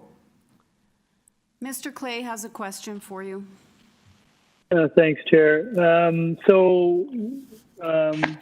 On the surface of it, increasing from 0.69 to 1.3 seems a lot. So what's the existing FSI? Where are we here? It's FSI, it's 1.21. 202.73 meters squared. Right, so it's already pretty high. So have you done any kind of looking around? Any FSIs of that magnitude in this surrounding area? I haven't, but I have seen it in the past. It's not unusual in the city. No, I'm more interested in this sort of immediate context, the surrounding area. I didn't do any research on that, so I can't comment on that. But as I say, I still feel that this is a needed space for the family. Had you had discussions with the neighbor next door or your client? I believe he did attempt to have a conversation with him, but I don't believe that they actually have good terms with each other. That's it. Any other questions, panel members? Mr. Bayat. Just a quick one with regard to the third floor deck. Do you have, is the side walls of the deck, are they about 1.5 meters? I didn't see any dimensions indicated. I'd be happy to make that a condition. Okay, good, thank you.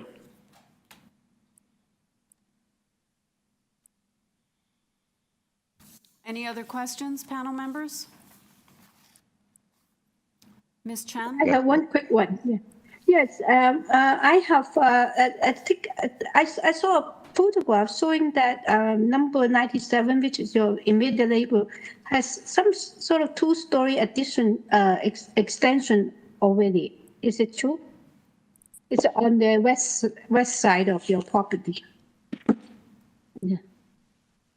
They have a two-story addition, it seems to me. 97? Yes. And if you look at one of the photographs they submitted in the backyard, you can see that they also have a two-story extension. Wow, photographs now. Yeah, if you look at the backyard, the photograph. So I just say that extension is aligned more or less of what you have proposed, right? You're going to propose the addition. Yeah. I think 97 only has a one-story addition, yeah? Maybe we can scroll through the photos. Exactly. I'm confused. That's why I asked the question. Is the back? Maybe staff could pull up the opposition letters photos.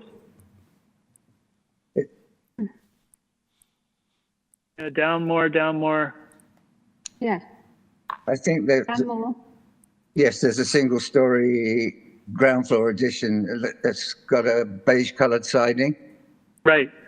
So I think the two-story is the applicant building. They received approval to put a two-story addition on in the past. Now they're applying for a third and a deck over the top of the two stories. Understand. Okay. I'm looking at the wrong house. Okay, thank you. That answers my question. Yeah. Any other questions, panel members? Okay, Mr. Abbey, I'm not seeing any other questions. Is there anything else you'd like to add before we go into?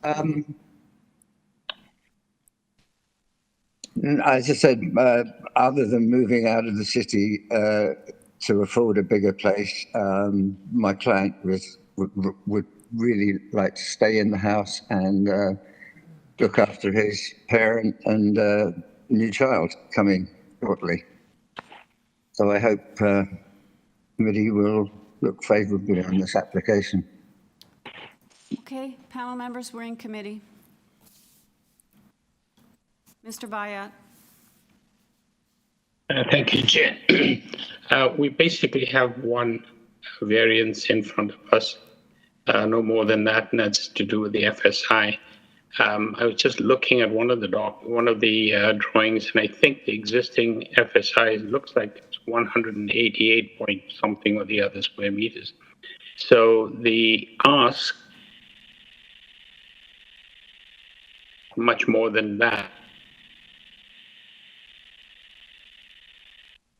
This is a part of the city where the projects are not unusual, so I don't have any difficulty with this particular application as is presented.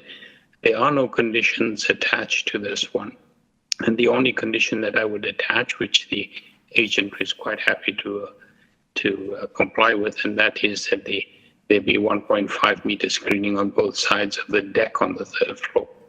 So I'd be quite happy to move a motion to approve with that one condition. Okay, so the motion is to approve the application with a condition for 1.5 meter opaque screen deck on the third floor, the third floor deck. Through the chair, for point of clarification, you confirm what sides you wish. Sorry, can you confirm again, Zahir? I didn't write it down.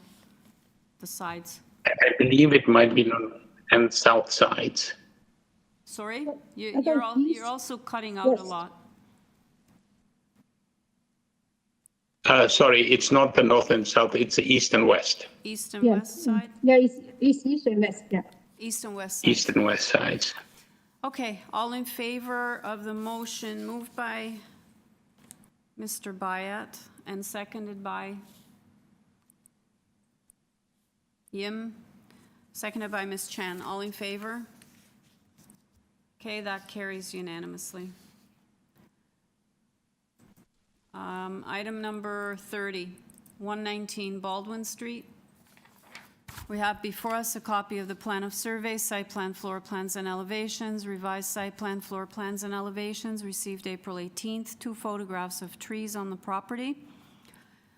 Staff report from Forestry asking for condition number 3. Planning is also asking for a condition.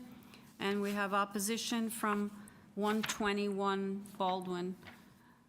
I only have the agent listed as a speaker. So do we have the agent on the line?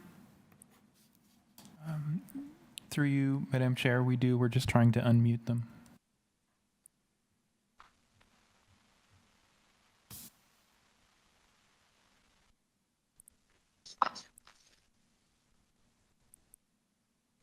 Hello. Hi, can I have your name, please, for the record, sir?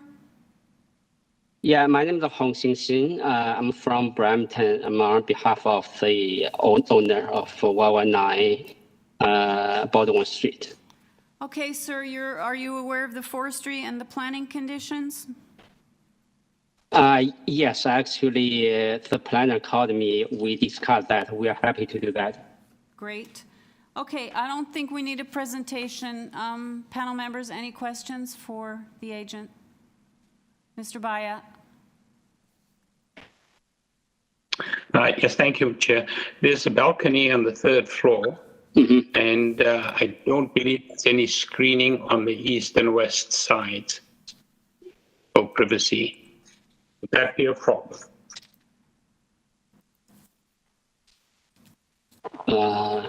Yeah, currently we don't really. Yeah. Okay, are you opposed? Go ahead. Are you okay with condition for screening on the east and west sides? Yeah, I'm okay with that, yeah. Okay, opaque screening up to 1.5 meters on the east and west side. Okay, any other questions, panel members? Mr. Clay? Thanks, Chair. I just want to explore the depth variance that you're seeking. It is 5 meters beyond what is permitted, which is pretty substantial. So is that an existing condition, or are you planning to go back a lot further than the existing dwelling? Yeah, I mean, actually, that's more or less a existing condition. The current condition is 21.9 meters, and then we are proposing 22.0 something, right? Basically, it's just 60 inches longer. And so it's an existing condition. So is it a single story in the back, or is it 2 or 3 stories? You mean currently? Yes. Yeah, currently they have a really small portion of 1 story, but mainly it's 2 stories in the back. Okay. So it's pretty much, you're not really going back any further than you already are. No, actually, we reduced the wood patio. Actually, we will provide more green space in the rear yard. It's 2 feet more, yeah. All right, great, thank you. Yeah, thank you. Any other questions, panel members? Okay, Mr. Zinn, we are ready to take this into committee. Anything you want to add that's not in the submissions before we go into committee?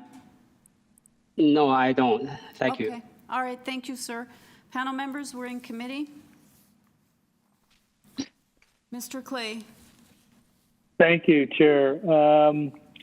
This is obviously a very interesting street in downtown Toronto. It's got a very eclectic mix of housing, and of course it has the sort of a high-end retail on one end. So it attracts a lot of attention, not surprisingly. The house that's currently under consideration, I think, is in poor repair, so it's not surprising that we're seeing a proposal to tear it down and replace. And I thought that the design for the new one was respectful of the current kind of fabric that already exists on this very eclectic street, this very eclectic neighborhood. And the fact that they're not going back any further than the current dwelling, I think, speaks well to trying to integrate it into the existing neighborhood. I think it's a supportable application.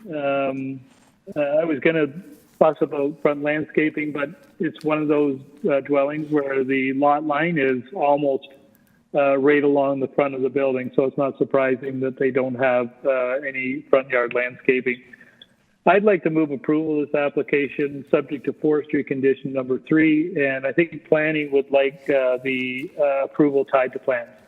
Okay. Larry, could you add? Do you want Oh, and the screening, pardon me. Yeah. So that's 1.5. Pardon me, the screening. Third floor balcony, third floor balcony, 1.5 meters opaque screening. Yeah, I'm getting tongue-tied here. Okay.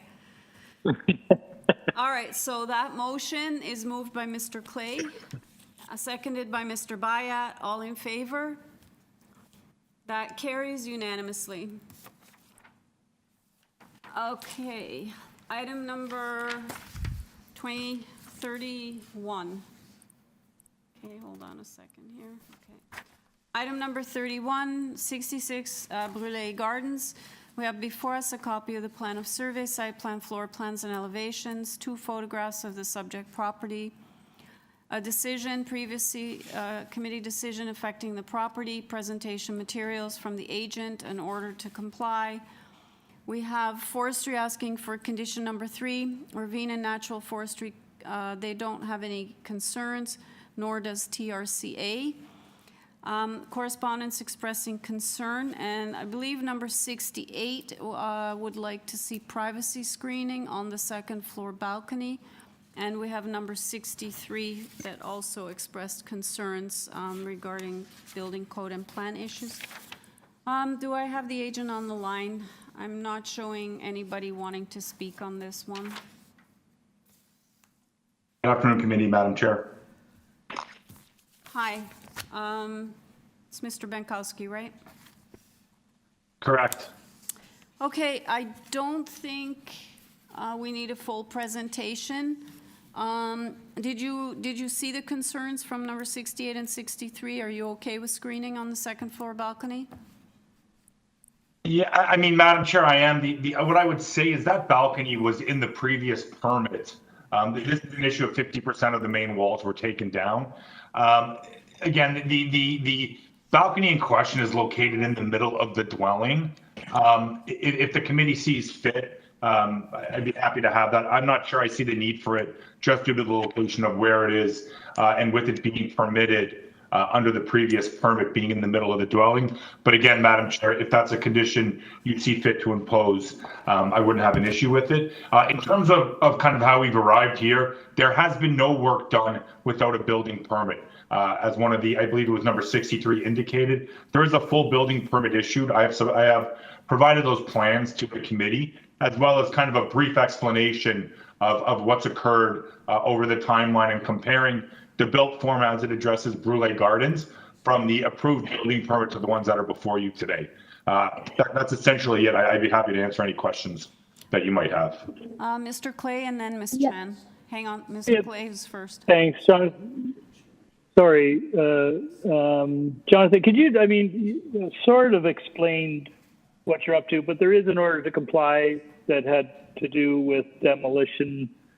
Maybe you could just enlighten us to what happened? Absolutely. They took down more than 50% of the exterior walls, Mr. Clay. So they came to Committee of Adjustment back in, I believe it was 2020, and were approved for essentially the identical house.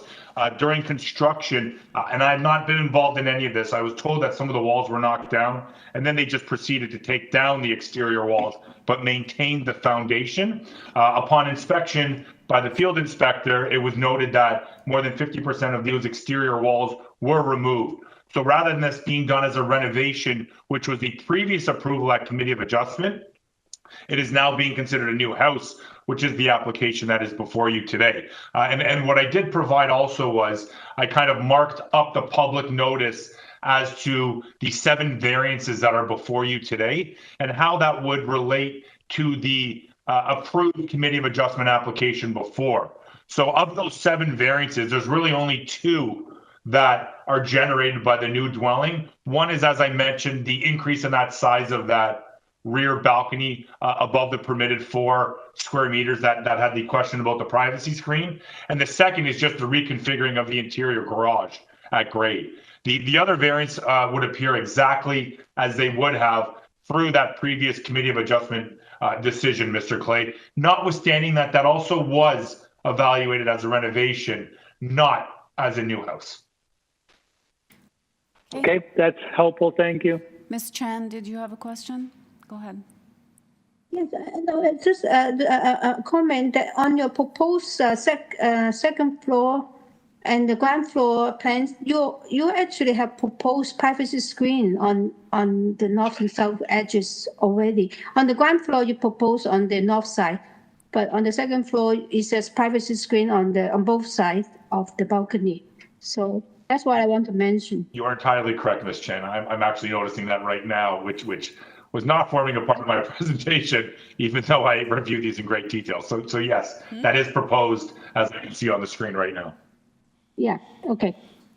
Okay, any other questions?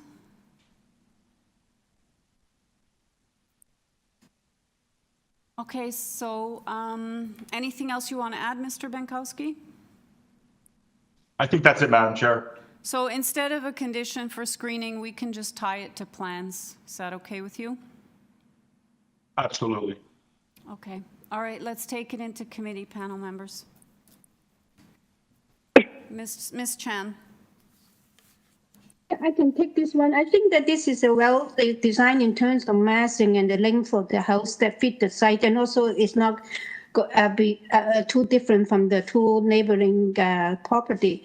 And I think that, and then there's only one concern about the private screen, and there aren't too many opposition. So I will move for approval with the which tied to the 4 plans and also with forestry condition number 3. Yeah, that's right. Okay, do I have Mr. Bayat second? So that motion is moved by Ms. Chan, seconded by Ms. Bayat. Mr. Bayat, all in favor? That carries.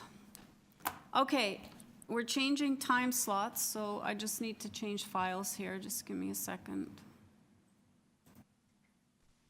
Through the chair, are there separate YouTube streams for each of the sessions?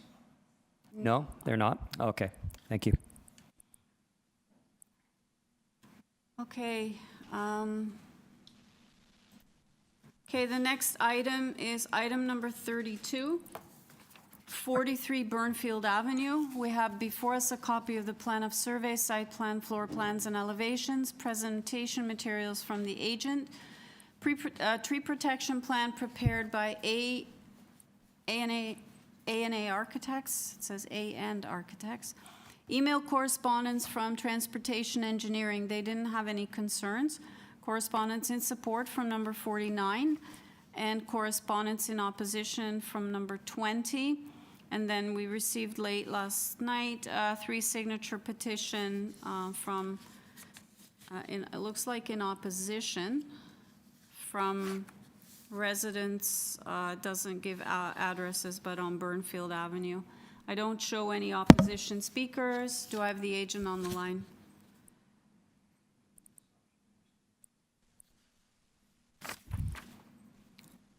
Do I have the agent?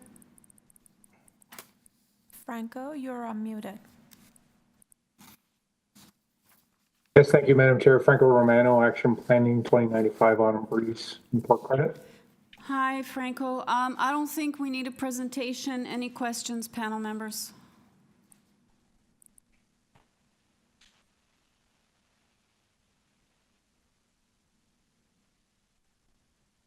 Not seeing any questions. Is there anything you want to add before we go into committee that's not in the submissions? Not really, Madam Chair. It is a top-up and a removal of a 1-story addition at the back and replace it with 3 stories. So it's pretty sensitive to the existing character on Burnfield next to Ossington. Okay. Chair, I'm sorry, I'm a little bit slow today. Can I just ask Franco the sidewall height again? More than 2 meters over what is allowed, which kind of draws my and others' attention. So maybe you can just speak to the height. Certainly. Thank you for that question through you, Madam Chair. This is a lot that's 6.1 meters in width. The wall height is a matter that is difficult to achieve, particularly along the sides because of the width of the lot. If you take a look at the building elevations for the proposal, we'll see that the front elevation is in dormer format. So that's consistent with streetscape where you have third stories built into the roof line.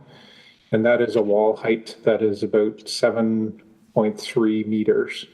So in order to achieve 8.5 meters for the sides, you're effectively removing any ability to have a third floor in the building because of the width of the lot. It's only a 6.1 meter wide lot, and it's about a 5.8 meter wide building. So in this neighborhood, what we'll see along Burnfield, Yarmouth, any of those neighboring streets, even along Ossington, where there is a third floor, they are presented in like a gable format or gambrel format, and I have some of those photographs in my second slide in the presentation, where you'll see that the walls do extend right up the side walls, and in some cases the rear wall will rise right to the top of the building.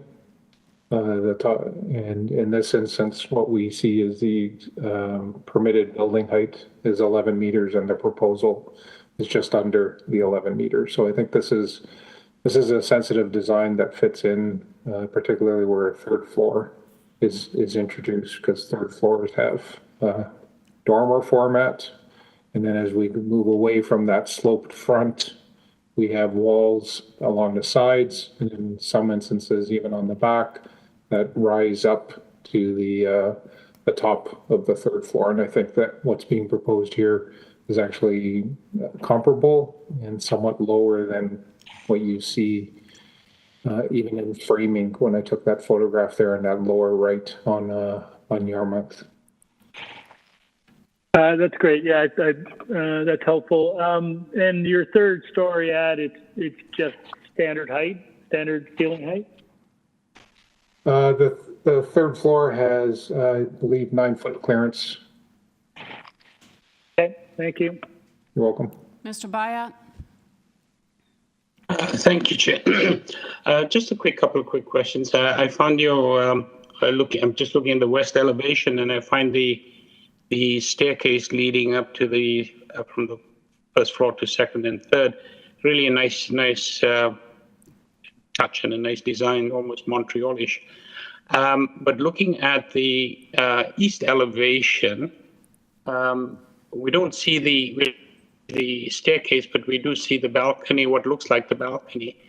So on the second and third floors, would those portions of the balconies have an overlook over the neighbors' properties? And if so, would you be amenable to putting up privacy screen 1.5 meters on those two sides? Through Madam Chair again, thank you for the question. The elevation that staff have on the screen right now, it shows that that winding staircase that comes down, that's obviously required given it's a multi-unit building. So on this side, the balcony has no overlook because the staircase is going to interfere with that. The balconies are basically a point of refuge and almost like a landing. On the opposite side, so that would be the I guess the right-hand side of the building. That's where there would be overlook onto neighboring properties. And if you look at them at the first slide that I have, you'll see that balconies and decks at the second and even the third floor level are quite common with a railing. So, in my opinion, I don't really see that it's necessary to include a privacy screen there because of the setback. But I'm happy to accept a 1.5 meter privacy screen on that. I guess the west side of the balcony. It would be the west side because the property is on the south side of Burnfield, And that west side is where the balcony is nearest to the sidewall and doesn't have the staircase. Thank you.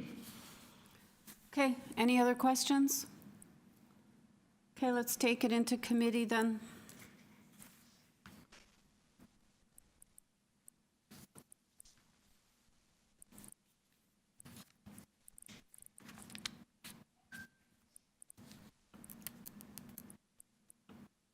Mr. Bayat?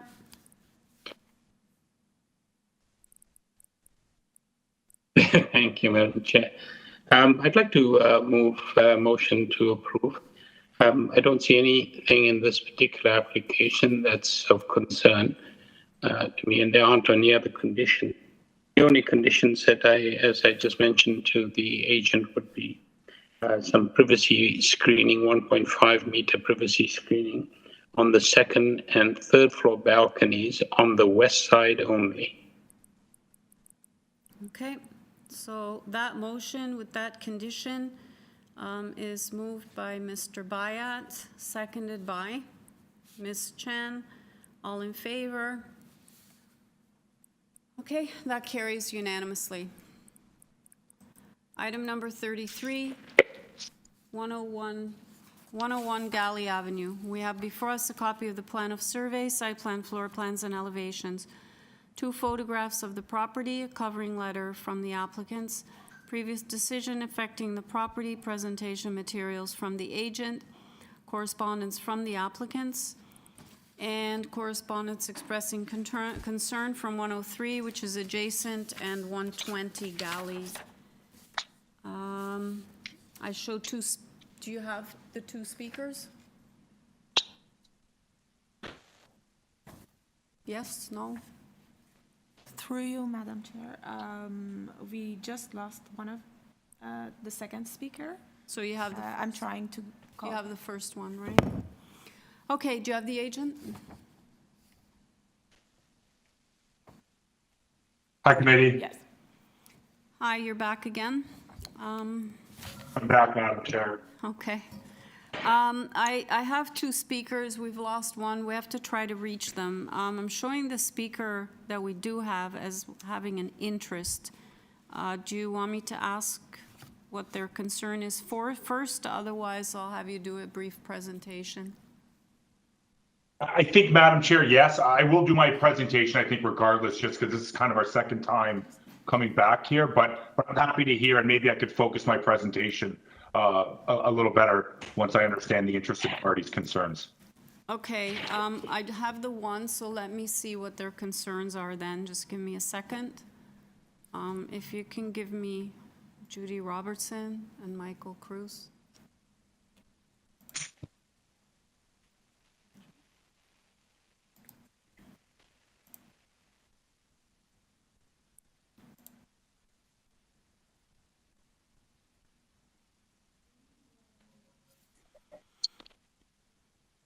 Hello, can you hear me? I can.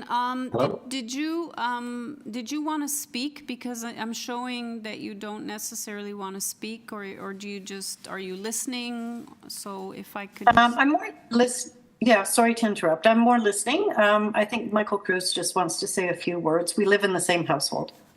Okay, if it's brief and you have some concerns, if you want to just state them now, then the agent will incorporate addressing those when he does a presentation. Okay, well, I guess I just wanted to start by saying we spoke with the owners of 101 GALLEY, and they have listened to our concerns and they've been very responsive.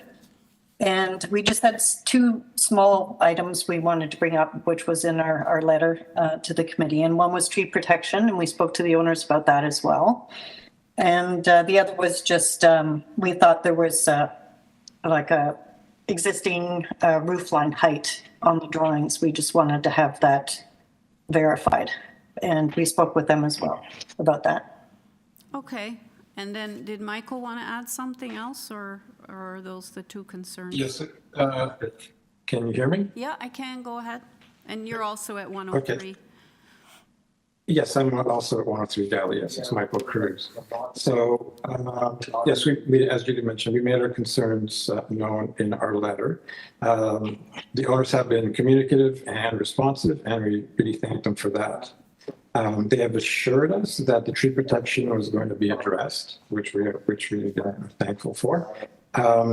We would have liked or appreciated clarity regarding the existing roof versus the new. We brought it to, and we brought it to the committee's attention. So I guess at this point, it's really between us and the neighbors, because I don't know how much merit or discussion that really requires at this point. So those are just our points of concern. The issue of the height was that the ridge lines of all the houses, as you see in the photograph we submitted, all match. The drawing is saying that the existing house is going to match that ridge line, but there's kind of physically no way that it can give the additional ceiling heights that are being proposed in the new house. So we simply just wanted it to be clarified that the new roof was not going to be matching the existing, and it was going to be at the height, or whatever, it's 18 inches, 2 feet higher, as it's being noted, I believe, at 10.2 meters. We just wanted to see that clearly communicated on the drawings. Okay. Well, I'll ask Mr. Bankowski to speak to this, and it is nice to hear that the applicant is engaging with the neighbors. So that's always good to hear from members. All right. Thank you. I have a question to this speaker. Yes, I have a question to this speaker. Oh, go ahead. Sorry, Yim. Okay, one of my, Ms. Chan has a question for you. Yes, they have proposed a rooftop, the first floor deck, which is quite a big size of roof deck. Do you have privacy issues on that, or will you prefer some privacy screen on the, at least on the west side to your? I believe there's a privacy screen that's being shown. We would want it to be 5 feet above the height of the deck, the surface that would be walked upon, and we're willing to accept that. All right, thank you. Yeah. Okay. You're still trying to reach that person? I'll go to the agent then. Okay, thanks. Through you, Madam Chair, they were previously on the line. We've tried multiple times to reach them by calling them, and we haven't been able to. Okay, thank you very much. So I'll go back to Mr. Bankowski then, if you don't mind. Thank you, Madam Chair. In terms of the height, I'm not really sure the relevance of that comment. The permitted height here is actually 11 meters under the zoning bylaw. The request we have is only for the side main wall height, really irrespective of the idea of matching that wall height. The zoning bylaw permits 11 and we're at 10.2. Again, this dwelling was measured by the designer to verify all of these things. I'm just going by what is on the plans, but I think it's also a moot point as the permitted height under the zoning bylaw is 11 meters and we're at 10.2 meters. So in terms of that, I'm not really sure the relevance. I'm happy to run through my presentation if you like, or answer any scope questions that the committee might have. Can you just confirm that there is screening as per Ms. Chan's question? And then also, are you going to be sort of having more dialogue with the neighbor just to confirm the roof line issue? Because those were the two main things that I heard. And the tree protection. Yes. Unlike the previous one, Ms. Chan, I did see privacy screening on this one. You got me on Brule, but yes, there is privacy screening on this one on the plans. In terms of the tree protection, that the tree is located on their property. This has an existing building for underpinning and other things that is already on the property. That is already issued. They have no intention of harming a front yard tree on the adjacent property. I think that's more of a matter between the two of them, as I don't even believe there's a 4.3 condition associated with this proposal. In terms of the ridgeline, again, they're just going to be building as per the plans with no request for height. So again, the zoning bylaw envisions an 11-meter maximum height as visible from GALLEY here. So that will change over time as development takes place, regardless of any existing roof line, Madam Chair. Okay. So, Chair? I just, there's one second. I'm just looking at my notes. Mr. Benkowski, are you deleting a variance? Oh, sorry. Number 4? Yes, sorry, Madam Chair. We kind of got going. You're absolutely correct. Yes, we are deleting the variance for the size of the garage. It is actually identified as 40 square meters. So it is actually going to be deleted. Correct, Madam Chair. Thank you for reminding me. Okay, well, it's late in the day, so I wasn't sure if I was looking at the right thing, so, okay. All right, Mr. Clay has a question, and then... Sure, thank you. So, Jonathan, very quickly, could you just sort of summarize what is changed for this application from when you were here recently? Yes, in my presentation material, I provided a chart showing the two on page 1 of my support material. So we were here in January of 2023. The request for the front yard setback remains unchanged. That front yard setback is triggered by the enclosing of that front porch.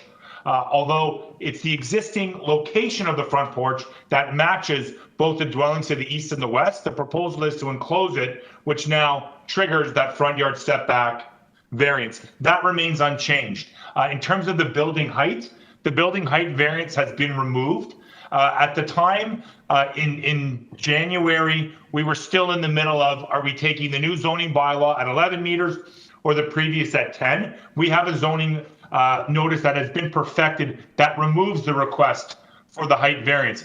Irregardless of that, Mr. Clay, in January, we were proposing a height of 10.9 meters. That height has now been reduced to 10.2 meters. So irrespective of it not being a variance, we have still removed 0.7 meters of that overall height. In terms of the height of the side main wall variance, initially we were at 10.21 meters. The proposal today is for 9.85 meters, which is a reduction of 0.36 meters. We have removed entirely the request for the building depth, which was 18.24 meters at the January 11th hearing. It has been removed today. In terms of the FSI, we have gone down from 1.1 or 326.83 square meters to 1.03 or 306.24 square meters, which essentially is a reduction of 0.08 or 20.59 meters. Just to stick with the FSI, through you, Madam Chair, Mr. Clay, that does include the front portion, which I addressed as being the enclosed porch. Without the enclosed front porch, the FSI would be 0.98. So we are below 1 with it, but that kind of summarizes the reductions. Now, what the reduction of the building length has also accomplished is it has taken the 3-story projection of the dwelling itself and pushed it behind both 1-story additions of the adjacent dwellings to the east and the west. So that main wall height, as it sits, actually sits behind both adjacent dwellings, rear 1-story additions. And I've also provided a graphic to that. And I've also just provided some pictures fairly similar to Mr. Romano, which I wouldn't put myself in his company, but really identifying the exact same thing he spoke of, how main wall heights come in very different shapes and sizes throughout neighborhoods, through dormers, through side hip roofs. It's really hard to really pinpoint the main wall height variance because they come in so many different shapes and sizes. Okay, any other questions? All right, let's take it into committee for a decision then. Ms. Chan. Oh, I can start. Yeah, I remember this from previous appearance.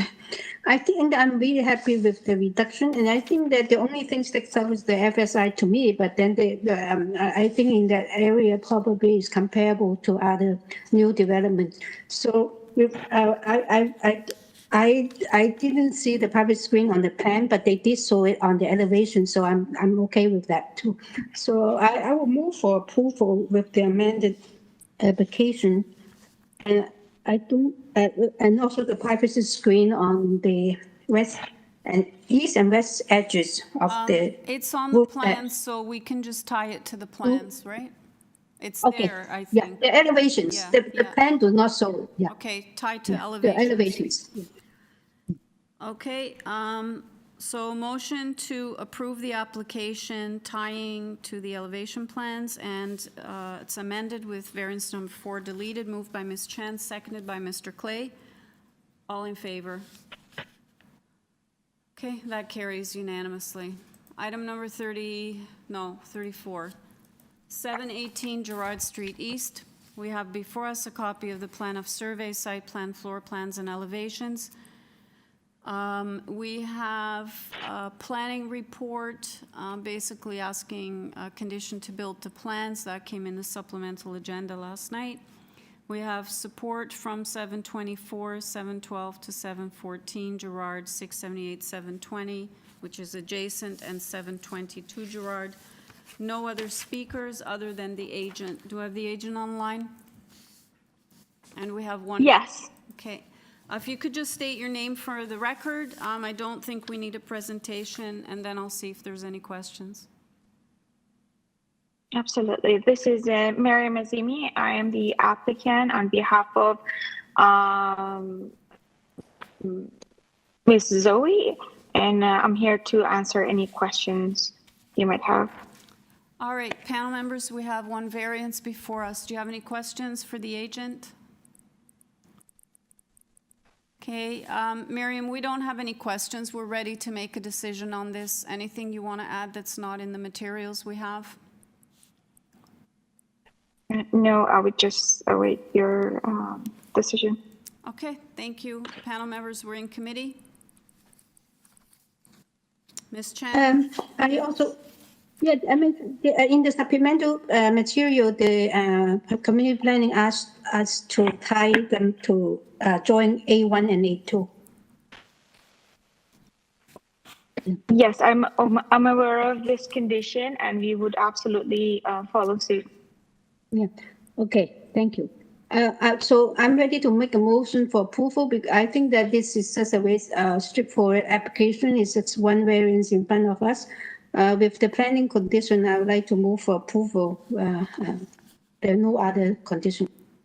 Okay, seconded by Mr. Bayat. So motion to approve, including a condition in the April 19th planning report.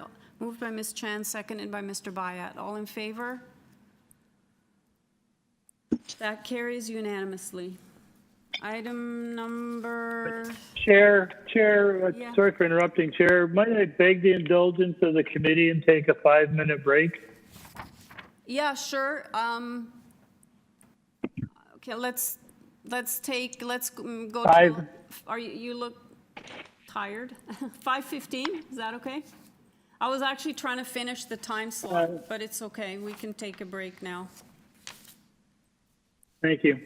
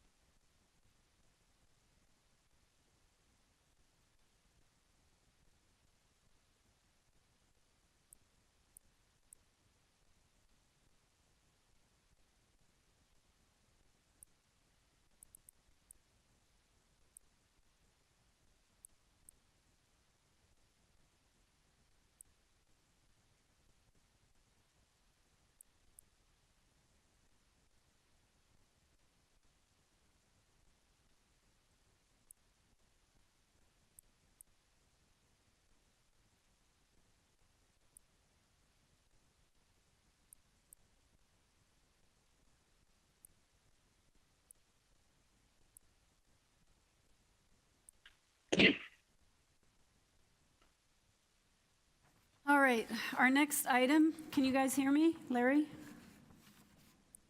Okay, great. Our next item is item 35, 107 Gore Avenue.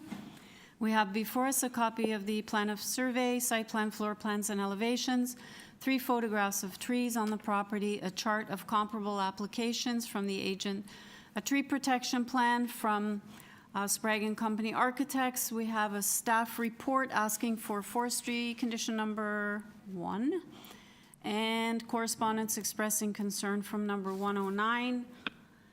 And I'm showing one speaker. Do we have this speaker?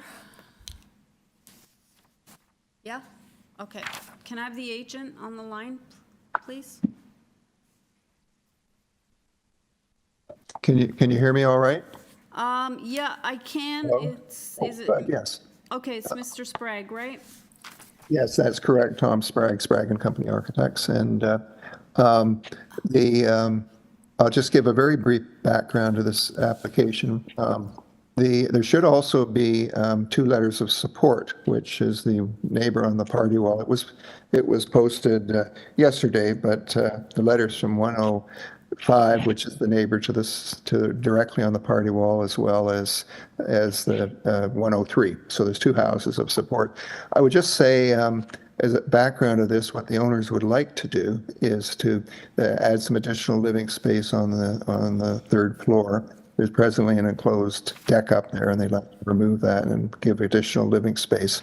I had sent through, with respect to the 2 variances that you do see before you, with respect to the floor space index, I'd sent through a chart of just a couple of ones in the area. There were 3 others in close proximity that had higher floor space indexes, ranging up to 1.7 times than what we're proposing. So certainly in keeping that way.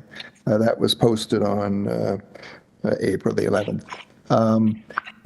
I should say that the existing floor space index is about 1.25 times, so it's already actually exceeding the bylaw. And just at the addition at the back, what we're doing is we're building, but we're keeping it back 3 feet or 0.9 meters from the bylaw, which is the bylaw requirements. So I think that sort of summarizes that variance. In respect to the other one, it's really at the front porch.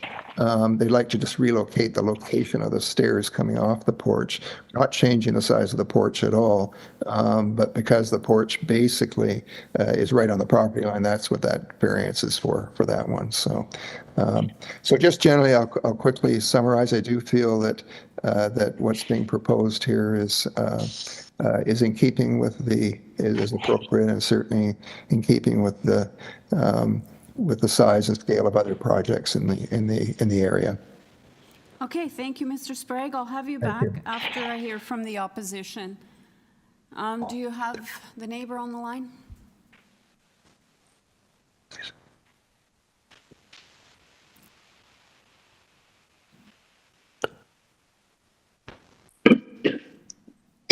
Ines?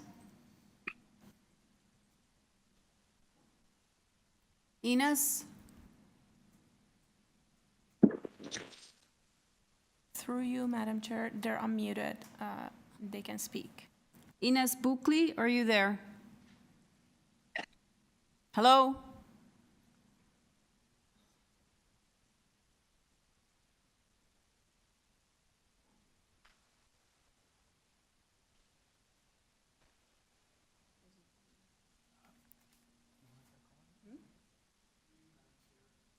Through you, Madam Chair, we are going to try to call them on the phone. Okay, can you give Mr. Sprague back to me? I'll see if the members, do you have any questions for the agent panel members? We're trying to reach the speaker. Mr. Bayat, do you have a question or? Just a quick one. Just a quick question for Mr. Sprague. I'm not concerned other than just trying to find the rear cantilevered portion. I'm not sure which drawing actually shows the cantilevered portion. Yes, the rear elevation would show it, yes. Let me have a quick peek. Which would be the east elevation, I guess. Okay, we're just getting it. Just give us a moment. That one? No, There it is, right? You can just see it overhangs a little bit where it goes on the angle there at the side.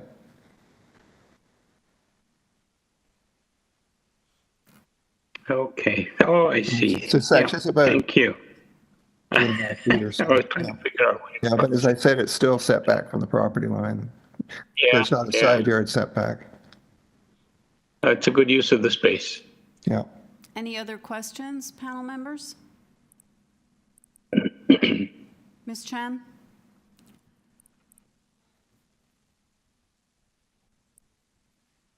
I'm sorry, I raised my hand wrongly. I thought we were going to be in discussion, sorry. We're trying to get the objector on the phone still, so that's why I'm just checking with you if you guys have any questions. Okay, any success getting the speaker on the line? Through you, Madam Chair, they're on the phone, but they're unmuted, but I think they're muted on their side. Okay, Ines Buckley, are you there? If you are, I think you have hit the mute button on your end. Can you try to unmute yourself, please?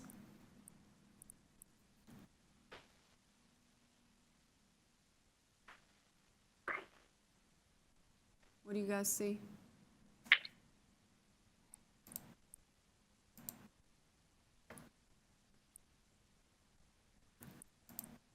Okay. Mr. Sprague, we're not able to get this person on the line. It's the property owner at 109 Gore Valley. I'm sure you've also read her objections. I believe it has to do with the cantilever and light loss. Can you perhaps speak on how that impacts her property? Well, it is adding, presently on the top floor, there's a deck at the back that has a sort of a 6-foot high privacy screen. There's on the site plan. These are inner city houses, but I should say if you go to the site plan, there's certainly some impact. Obviously, I can't say there isn't, but I think these are inner city houses, and where the overhang is, you can see the dotted line where we're proposing to give space on the top floor. It actually, at that point, then there's a small section where it is very close to their house, and then their house actually jogs back. In fact, we're 3 feet from the property line, as you can see here, and then there's 2.01 meters from the property line to their house. So in essence, we're about 9'6" or between the two homes. So there's still light in that. And as I did say, what we're doing is, in terms of a side yard setback, we're allowed to do so under the bylaw. Okay. Okay, we're just one more attempt, and then I'm afraid I have to move on.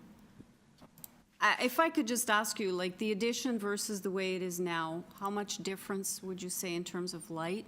Like, I know you probably haven't done a shadow study, but. Well, this is on it. No, not at all. I mean, they're narrow properties, walls going up on each side. So it's hard to say, but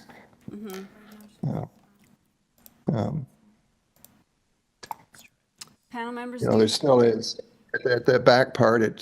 Their house does jog out quite a bit, and that's where there's an existing little bay window, which is presently way down on the first floor. I'm looking on the site plan here on theirs, and but that's right up against the wall anyway. So and then it sort of jogs back, and there's still quite a bit of light, open space where their house is. It's not like their house goes all the way back in line. It does step back, so which I think makes a big improvement. okay. No? All right. Okay, so panel members, if there are no other questions, we're going to take it into committee. Staff have made numerous attempts to get a hold of the neighbor, and I feel that we've tried to address her concerns just by what I know about the letter and asking Mr. Sprague to address that. So, Mr. Bayat. Thank you, Chair. I have my one concern, concern is question about the cantilevered piece. And when I looked at the drawings, I'm quite satisfied that it's not a problem. It's a completely acceptable application. I'd be quite happy to move approval of it. I don't believe there's a forestry one condition. That's the only one that there is. Yep. Okay, motion to approve forestry condition number 1, moved by Mr. Bayat, seconded by Mr. Clay. All in favor? That carries unanimously. All right, item number 36, 1 Denville Road. We have before us a copy of the plan of survey, site plan, floor plans, and elevations, covering letter from the agent, a revised tree site plan that was in the supplemental agenda, email correspondence from planning, and I don't believe there's any concerns. It was just correspondence and staff report from urban forestry. I don't know, I'm just checking here. There's conditions 2 and 3 for forestry, and there's a second forestry report, which is an advisory memo. Okay, and I show only the agent as a speaker. Do I have the agent on the line? Yes, Madam Chair. Okay, sir, we don't need a presentation. Panel members, do you have any questions for the agent?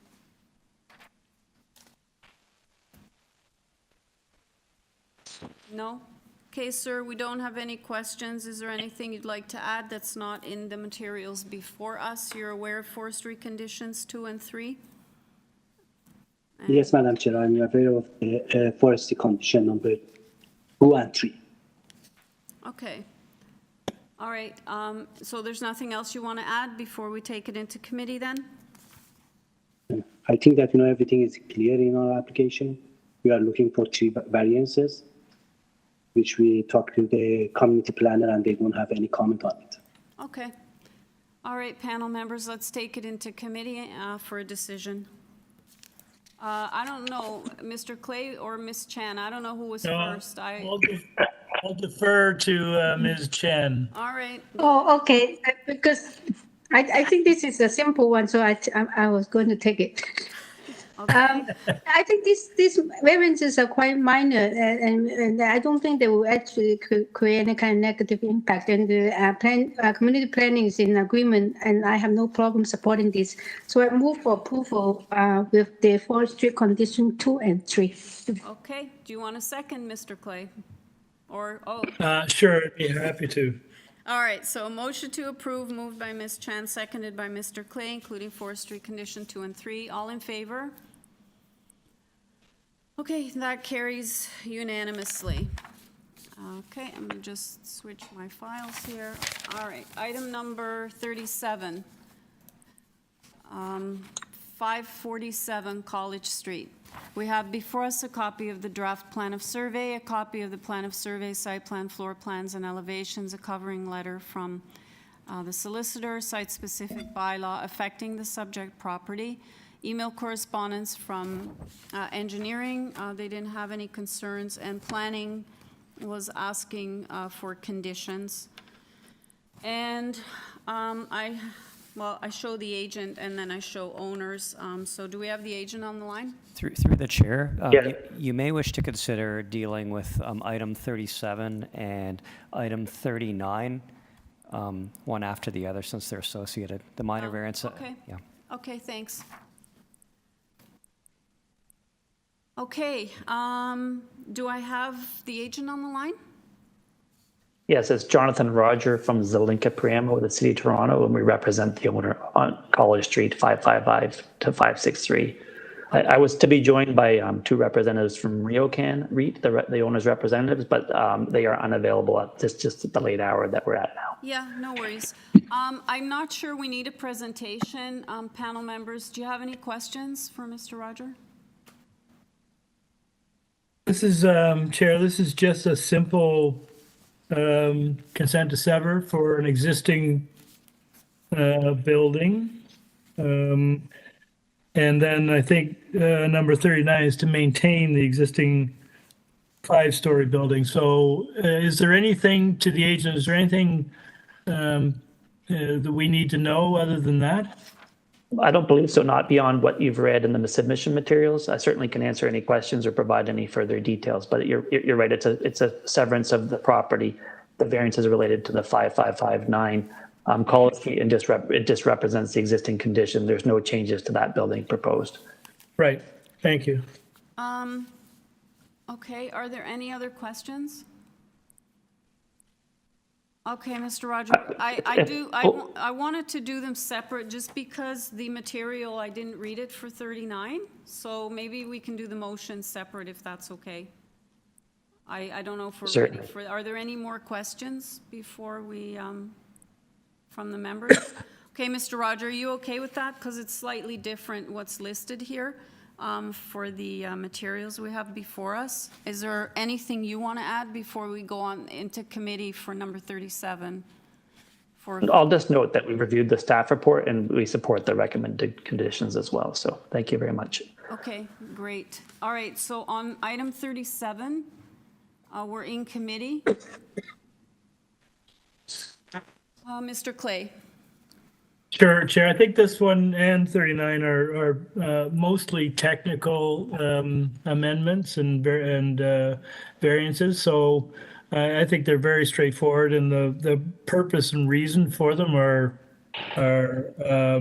quite straightforward and understandable. So I think it's supportable. I'd like to move approval of the consent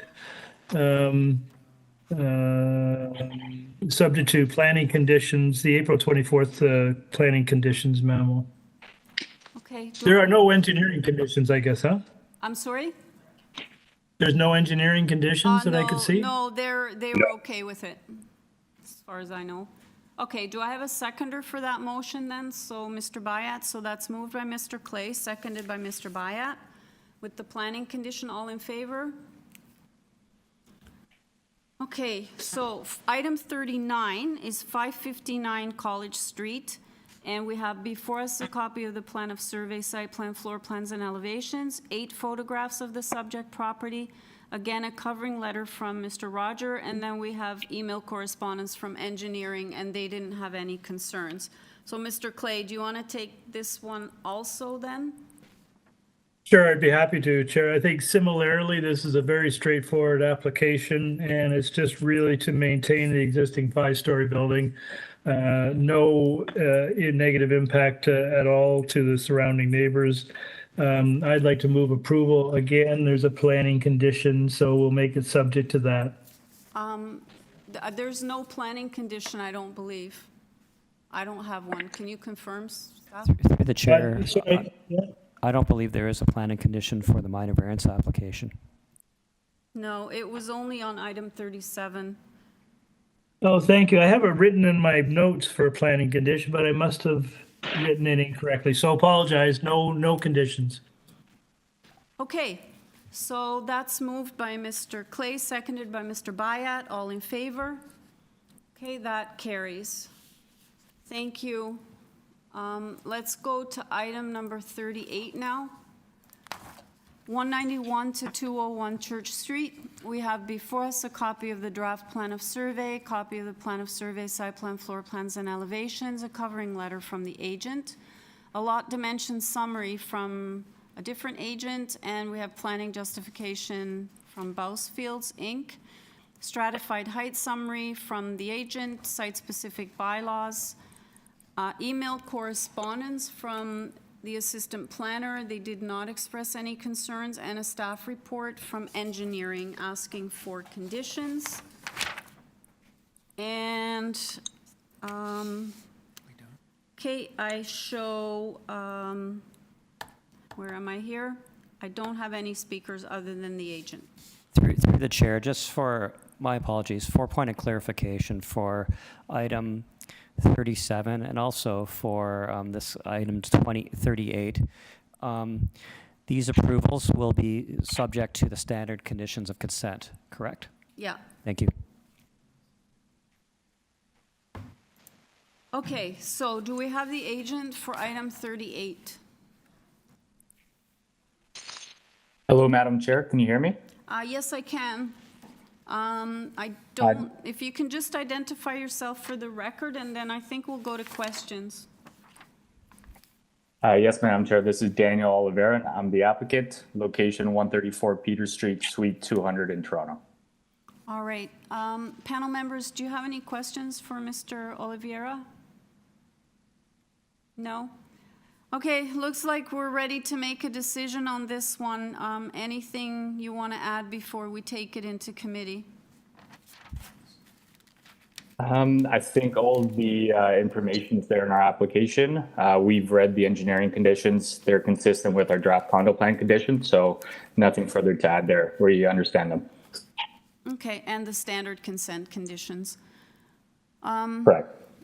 Okay, let's take it into committee for a decision. Panel members? Ms. Chan. I think this is another very straightforward. I think that is probably part of the big development plans. Is much more complex. So I have no problem supporting this application.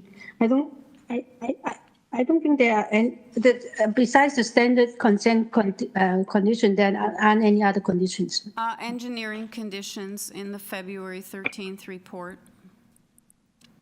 So, okay. Okay, yes. So yeah, those two. Yeah, all right. Yeah. Mr. Bayat, you seconding the motion? Okay, so. Yes, Chair. Motion to approve, moved by Ms. Chan, seconded by Mr. Bayat, including engineering and standard consent conditions. All in favor? Okay, that carries unanimously. Item number 40. 12 Waller Avenue. We have before us a copy of the minutes from the September 7th hearing, as well as the materials submitted at that time. Copy of plan of survey, a revised site plan, floor plans, and elevations. Then we have a revised site plan, floor plans, and elevations received April 11th. We have a red-lined public notice with changes to the variances, correspondence in opposition from the Swansea Area Ratepayers Association. I'm showing, well, two speakers in addition to the agent. Do you have them? Yeah? Okay, do I have the agent on the line? Hello there. I'm the owner. I don't have an agent. My name is Nana Demis. I live at 12 Waller Avenue. I'm the owner of the property together with my wife. Okay, sir, before I go to the speakers, actually before I ask you to do a brief presentation, can you please go through the revisions of the variances? Because this came in late. So, if you can pull up the document that was submitted yesterday, I cannot access my file. Yeah, we have it, so it'll be on the screen, but I need you to officially amend this because as per the notice that went out. So I know what they are, but I'd like you to go over it, please. All right. Okay, I'll go one by one. There was, originally there was seven variances. The first one was related to the main pedestrian entrance. That it's above the established grade. That is existing entrance that we are not planning to change. So there is nothing we can do about that. The second one was related to the floor space index that it's a little bit higher than what zoning recommends. I raised that issue on our previous hearing.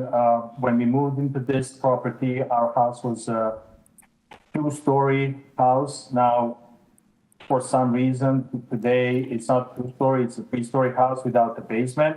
Okay, basement area is also- can I just stop you? I don't need an explanation. I need you to go through the variances, and I need you to tell me what the changes are as per the notice. And then after that, you have the opportunity to do a 5-minute presentation and tell us why, Sure. okay? So just tell us what's All right. changed, that's all. I understood. So the second variance is lowered a little bit because we're changing the area that we're adding, the addition area. The required side yard, Okay, so setback on the- maybe I'll just help you out here. So variance number 2, are you changing that to 0.88? yes, Okay. Variance number 3, are you changing it to 0.6 meters? changing, yes. Okay. Variance number 4, you're changing it to 0.3. Is that correct? Yes. Okay. Variance number 5, are you changing it to 3.81? Correct. Okay. Variance number 6, you're leaving that. No change there? Yes. You're leaving that the way it is. And 7, Yes.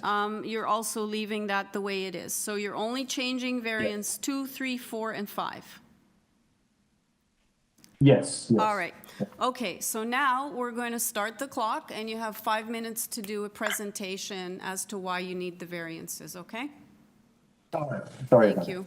So the variance number one that I already went through was the existing height that we're not changing. The floor space, again, unfortunately for some, what we consider our basement area is counted as a part of the floor space. So the index is up to 0.88. Realistically, if you see the drawings, like a majority of our basement is below the grade. So, at the end of our basement, we're kind of 80% below the grade. So unfortunately, I don't know why is this suddenly up to 88% or 0.88. Variance number 2, we improved the setback to 0.6 meters instead of 0.3 meters. Variance number, where was it? Number 4, we improved yes?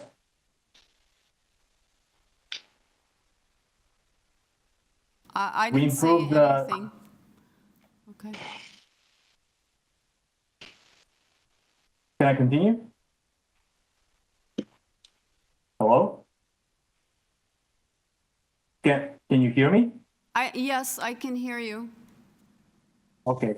Sorry, the variance number 4 is improved to 0.3 meters, which I think it complies with zoning.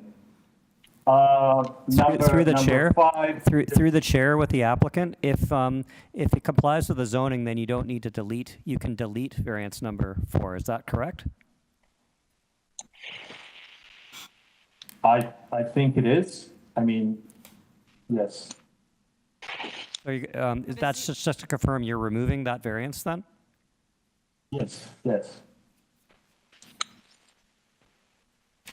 Well, The variance, okay, so you're changing both, can you guys stop the clock for a minute? So on variance number 4, for the west and the east side, both of them, you're going to comply to 0.3 meters, right? Is that correct? correct.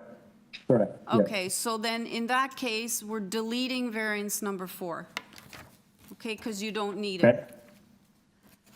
Yes. Okay, and just one other thing, since I've stopped the clock. For variance number 2, where you're changing to 0.88, I need the meters. Yes. I need the meter square. What is it in meter squares? We need that. Okay, I can provide it to you. I believe it's around 230 square meters. Okay, you need to be right, because whatever number goes there is what you're going to have to live with. Okay. Can you give me a minute to calculate? I don't, Sure. because we're lowering the addition, okay, sorry.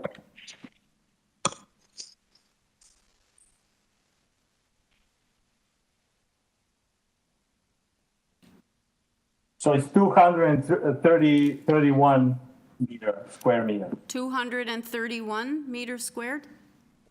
Yeah. Okay. All right, so I'm sorry to interrupt, but go ahead. Okay. You still have 3 minutes left. All right. So variance number 5, this is the existing driveway width, 3.81 meters. Because of the positioning of the driveway, we cannot go lower than that. We're not going to go to 452 as was originally proposed. Now, the variances 6 and 7 are related to our landscaping, and that's one of the main concerns, I believe. The concern that we have as a family was that the positioning of our stairs, if you take a look at I don't know if you have a photo of our house in front of you, but on our side of the street there's no sidewalk, so literally right now that's the back. What I'm trying to say, the ending of our staircase is literally, the last stair is literally 3 to 4 feet away from the cars that are passing. So that's a safety concern for us. That's why we wanted to move those stairs a little bit back towards in the front yard. And because we're doing that, we are kind of losing a little bit, we're kind of reconfiguring the landscape. So we're trying to maintain the percentage of the soft landscape that is currently present in our property. And that's why you will see that we made some changes at our front. We added that like a semicircle into our front yard. Now, you're showing the backyard, but I'm talking about the front yard, just to clarify. So that was one of the concerns. And the other concern was the overhang that we were adding to the east and the west side of the house. Originally, the overhang was 2 feet on both sides. We lowered that to 1 feet on both sides. So those are two major concerns that we addressed. I'd like to say that we had conversations with our neighbors related to that. We also had a conversation with Swansea Ratepayers Association, and I believe that there was a conversation between our neighbors and Swansea Ratepayers Association.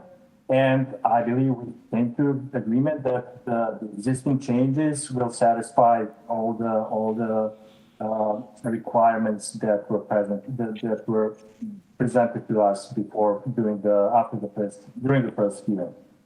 I know that there is one letter of objection from Swansea Ratepayers. I think it's related to the fact that for some reason, I don't know why, this is the first time that I'm doing this, the list of variances has not been updated after we submitted the new drawings. I don't know the reason for that. However, the technician asked me to do what you saw, the red, to go through each variance and kind of circle whatever changes we made. So again, I don't know why we never received the updated list of variances. But again, we went through multiple conversations with our neighbors, and also there was a email correspondence with the Swansea Ratepayers, and there was a conversation between our neighbors and Swansea Ratepayers, and I believe that the changes that we made are satisfactory for everyone. Okay. So that's. Your 5 minutes, you've got 8 seconds left, but you do have the opportunity to come back after we hear from the opposition, so that you can address the concerns that were expressed.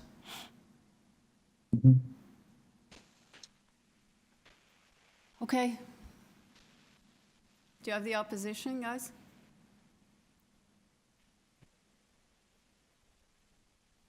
Joseph, you're unmuted.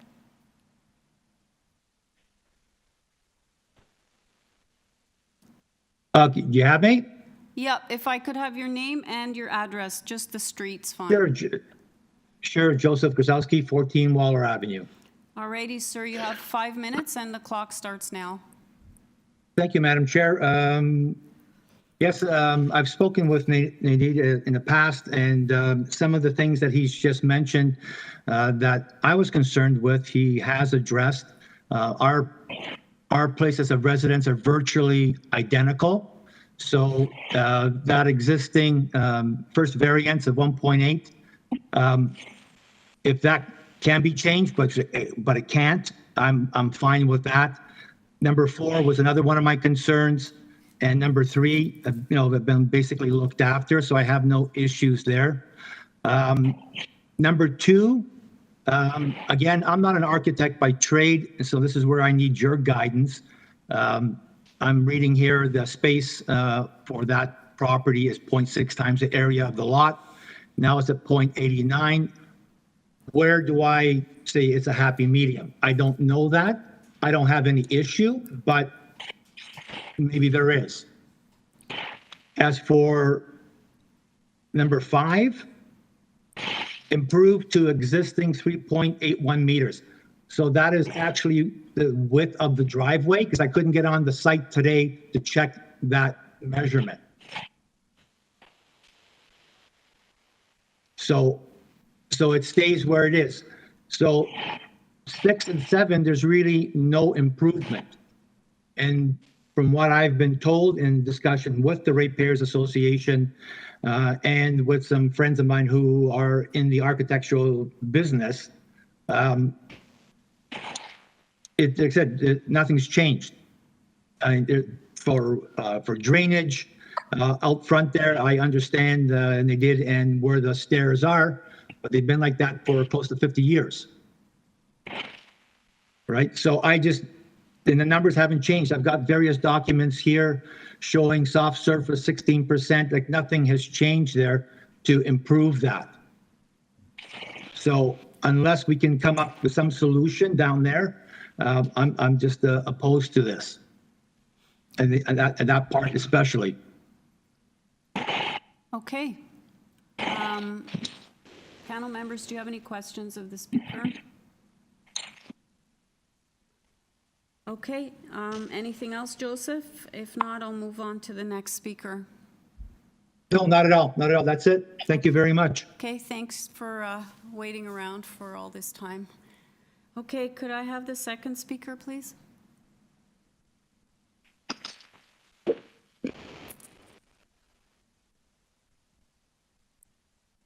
Jerry, you're unmuted. Hi. Hi. You hear me? I can if you Hi, can. it's I need your name and address, and then you have 5 minutes. it's Jerry Tomczyk, 65 Morningside Avenue, and my question is, or comment is, the height of the new development. Is it going to be same height as it is now, or is it higher? And if so, much higher, like the roof line? And will the roof line change in any way? And also, I'm a little confused. Maybe I understand it now. So they're going to add a front story addition and a rear story addition. And on top of that addition, they're going to add, they're going to extend the second floor, and they're going to extend the first floor. And on top of the second floor, they're going to build they're going to construct a second floor addition. So basically, they're going to add another addition to the second floor. That's my question. I was just confused with the reading of the addition and the extension. So, and another question is, how far are they extending the construction in the back? Is it like 2 feet, 1 meter? That's about it. Just sort of curiosity here. All right, we'll ask the agent to answer those questions. So panel members, did you have a question from the speaker? No? All right, so I'm going to go to the agent then, Jerome, and see if he can answer all the questions that you and the other speaker raised. Okay. Yeah. Nanad, you're there? Yeah. So for Joe's complaints, we maybe this is misleading that it says improved to existing. The percentage in the original drawings was 18%. Now we're gonna go up to 35% for this part. And Joe, if you can see, we looked into the drawings together. And I have explained to you where we adding the soft landscaping on the front yard. So I'm kind of confused that I mean, we didn't change the drawings. The drawings are exactly the same as the one you and I looked together. So I don't know. I'm sorry to interject because I just want you to clarify something. Are you talking now about the front yard landscaping? It's going to be 30-something%? Is that what you said? 30, it's going to be, yes, it's going to be 35. Does that not change variance number 7? It's still gonna be, it does from 18 to 35. I apologize for Okay, and not again, being clear. I need the meter square on that one also.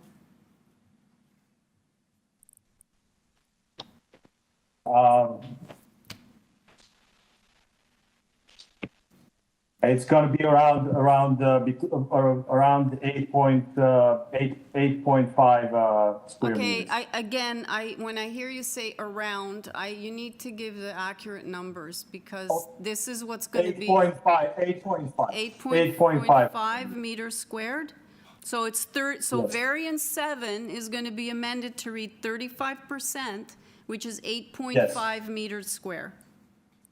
Yes. Okay, anything else that you're changing that got missed here?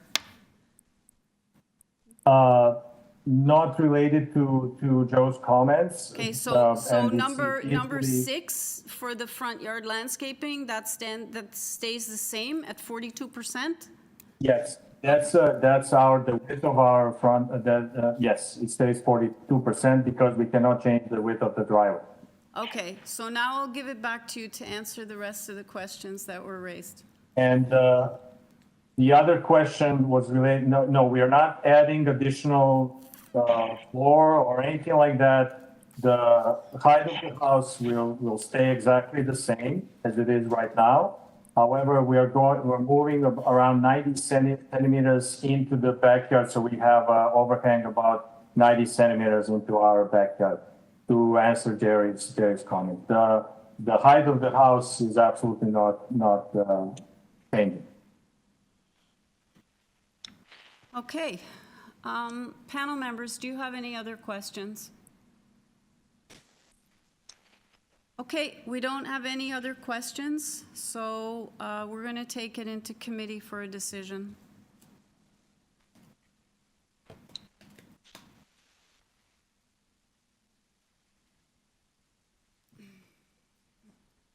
Okay, so we're looking at this as amended with all the changes. Mr. Clay. Thanks, Chair. Notwithstanding all the confusion around changes, I think we understand now what is being proposed, and I would say that this is better. This is an improvement from when it was before us last time. I think that they've done a reasonable job in increasing the front yard landscaping and still allowing for an appropriate staircase and the existing driveway, which is an existing condition. So I'm satisfied that that is satisfactory, even though it's a little bit below what's required. The rear third story addition it presents as a second story in the rear just because of the nature of the slope and the grade on this lot. And it's only going to exceed the existing foundation by less than a meter, which I don't think is intrusive to the neighbors. And enclosing the front porch. So I think in total, this is a reasonable application. This is a bit of a prestige lot that overlooks Rennie Park. So it's, I think it's a supportable application. I'm prepared to move approval of the amended application. No conditions that I could see. Okay, so Mr. Clay is moving approval of the application as amended, and that's seconded by Mr. Bayat. So variance number 2 will now read 0.88, which is 231 meters square. Variance number 3, 0.6 meters.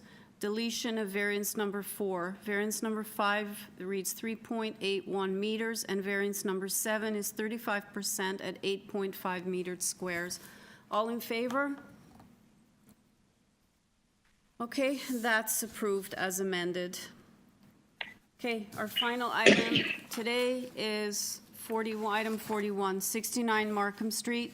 We have before us a copy of the minutes from the February 8th hearing, copy of the plan of survey, revised site plan, floor plans, and elevations, covering letter from the agent. We have staff reports. Forestry is asking for condition number 3, and planning is asking for a condition. We have 8 form letters in support from 67, which is adjacent, as well as 43, 45, 47, 49, 53, 60, and 61 Markham Street. Opposition from number 75 Markham, and we have a solicitor on behalf of number 75, unit number 14. I'm showing 3 speakers. Do you have all the opposition speakers? Okay. Do you have the agent on the line? Yes, Sean Galbraith here on behalf of the application. Hi, if I could ask you to please do a presentation, no more than 5 minutes, and then I'll go to the opposition speakers. Anything you want put up on the screen before you start?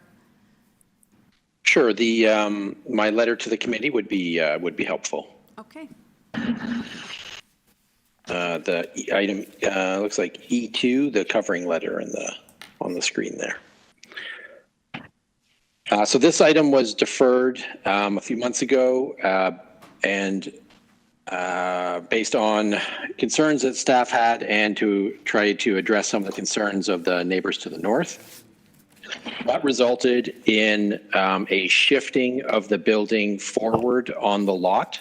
Originally, it was designed to line up with the rear wall of 67 Markham.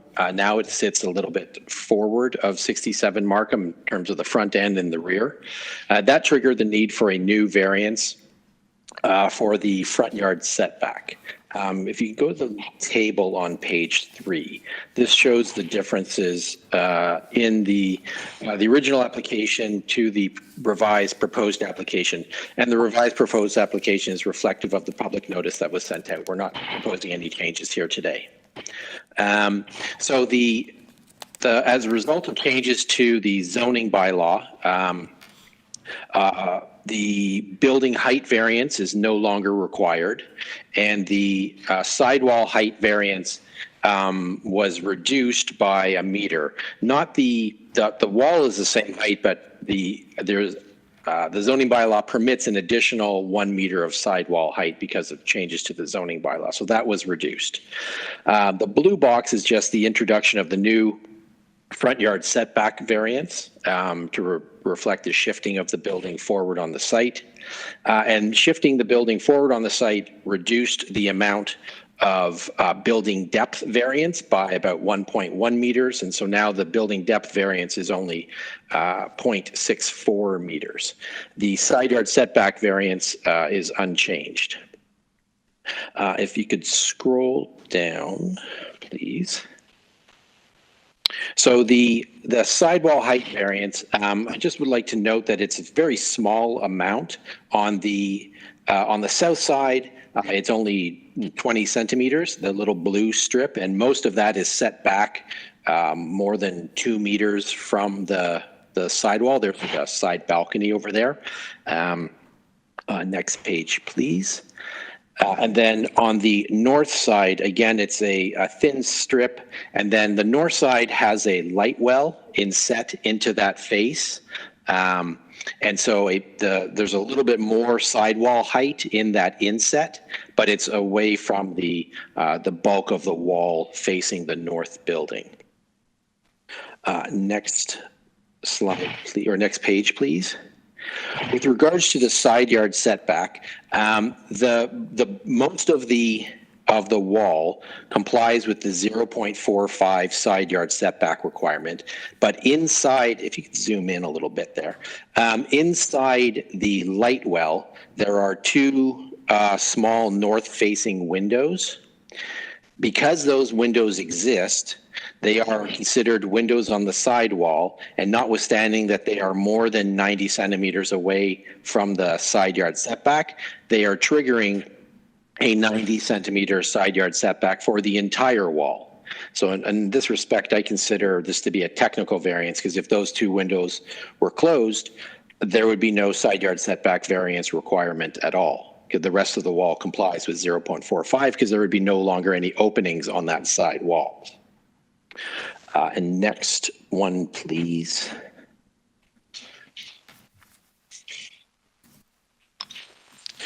This shows in the sort of yellowy orange highlight, this is the footing of the originally proposed dwelling and how it's been shifted forward. And the blue area is the amount of front yard setback relief that we require. It's still set back beyond number 75, which is right up to the front lot line, and it has that little inset notch. This helps reduce the impact to the windows that face my client's property, of which there are a considerable number of which. And if we go to the next one, variance 4. Keep going, please. It's a little, the other one, this one here is good. So again, in the sort of orangey yellow, that shows the originally proposed depth, and the reduction of it, the new variance, I should say, is the blue area, and the red dotted line is the as of right. So the blue area only represents a 64 centimeter building depth variance, of which just under 7.5 inches of which blocks the windows to the apartment to the north. Mr. Galbraith, you're at 5 minutes. Can you wrap up, please? I think that's the gist of it. I'm happy to answer any questions or comments that committee or the neighbors raise. Okay, well, perfectly timed then. So I'll go to the opposition and then we'll have you back. Great. All right. Thanks.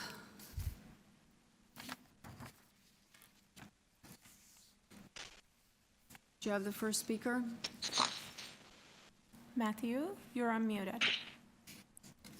Thank you very much. The name is Matthew Helfand. Address is 181 Bay Street, and I'm here on behalf of Mr. Shane Neal and Mr. Todd Veldhusen, the owners and residents of 75 Markham Street, unit number 14.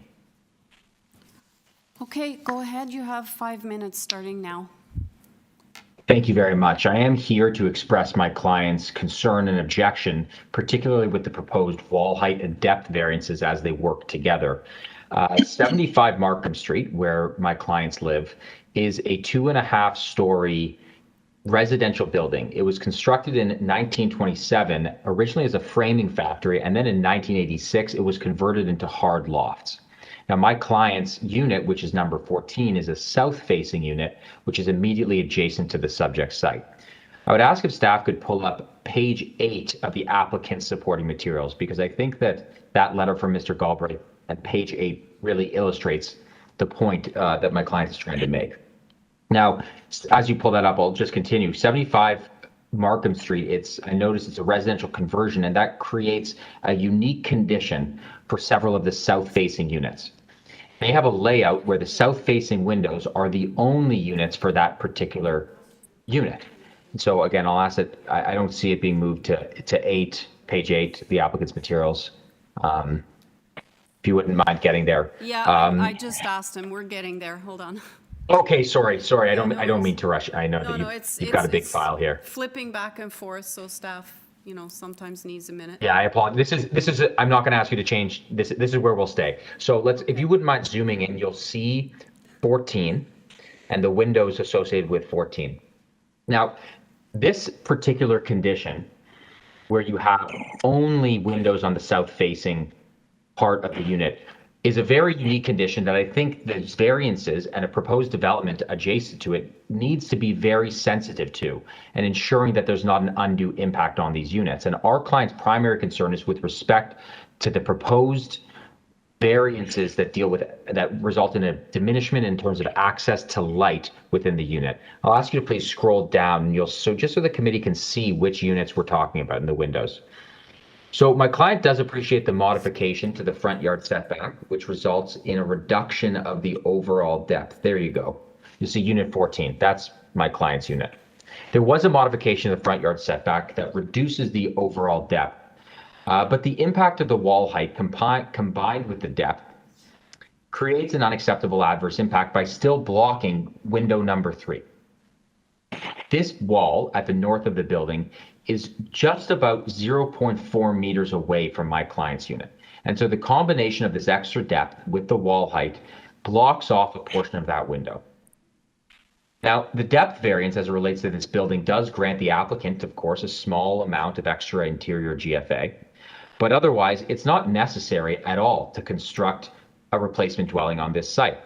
Yet the depth variance does come at the clear and obvious and direct cost to my clients of partially blocking one of their south-facing windows, which is, again, the only access to light they have within their unit. The committee is, of course, aware that the 4 tests of the Planning Act are not primarily concerned with whether the variances requested are numerically small or large. Of course, a variance that has a large number can have no impact whatsoever, and a variance with a small number can be very impactful. It all depends on the circumstances. And these circumstances, we see the latter, where you may get the impression that this is a small numerical depth variance, but the impact of those 7 inches is light that our client will never get back, and light that our client cannot recoup in any other unit, any other window in their building, because they only have the south-facing units. So this we submit as an unacceptable adverse impact that could be easily avoided. And as a result, the variances for depth and sidewall height are not minor or desirable. Also, I submit that there's official plan policy 4.1.8, which speaks to compatibility with existing physical character, and 3.1.3.3, which provides that new development shall protect privacy within adjacent building by providing setback and separation distances. And I think the intent of these policies is to ensure that new development respects any unique characteristics associated with the surrounding built environment. And I submit that these policies are not being maintained with these variances. So in conclusion, I would urge the committee to consider the very unique circumstances of the south-facing units of this converted hard loft adjacent to this replacement dwelling, with a side yard setback that is non-compliant and the extra depth and wall height that's being proposed. So we think that this combined variances creates an unacceptable adverse impact and should not together be approved.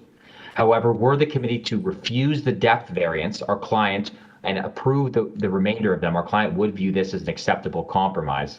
And finally, if the committee does see fit to approve, we would like to see a privacy screen on the north edge of the 3rd floor terrace. Thank you very much. Thank you. Any questions for Mr. Helfand? Okay, thank you very much, sir. If I could have the next speaker, please.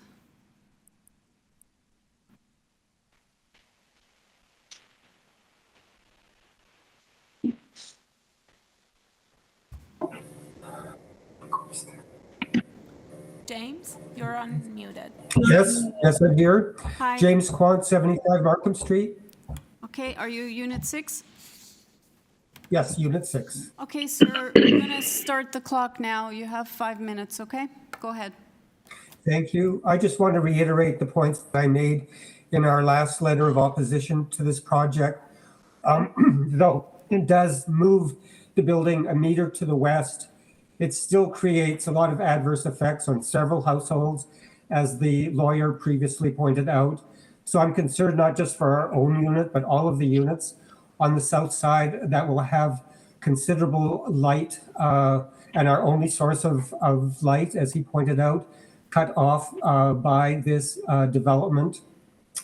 I also think it's very important to point out that the existing structure that's there is in perfect condition and does not warrant demolition, and it includes one affordable rentable apartment. And given the current housing crisis and the emphasis on urban intensification, this seems to run completely contrary to all stated policies regarding housing in the city. And I really do think that the plans are very ill-suited for our neighborhood, where plots abut each other in such close proximity. There's going to be so many adverse effects in terms of privacy, in terms of light. And the last point I would like to make is that those recently submitted form letters of support of others in the immediate neighborhood are signed by owners whose properties will not be affected in any of the negative ways that many at 75 Markham will be. In fact, we checked the wall of the house immediately south to it, which is the one that would be the greatly affected, and there are no windows in that wall. So they wouldn't even be affected the way that we will be. So I don't mean to disclude the importance of various neighbors signing on to the project, but I do think it's important to note that they will not be affected in the way that we will be. Thank you. Thank you. Panel members, do you have any questions for the speaker? All right, thank you, James. If I could have the last speaker, please.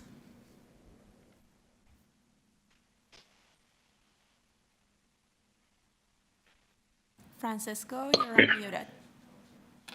Mr. Alvarez, are you there? Francisco Alvarez, are you there?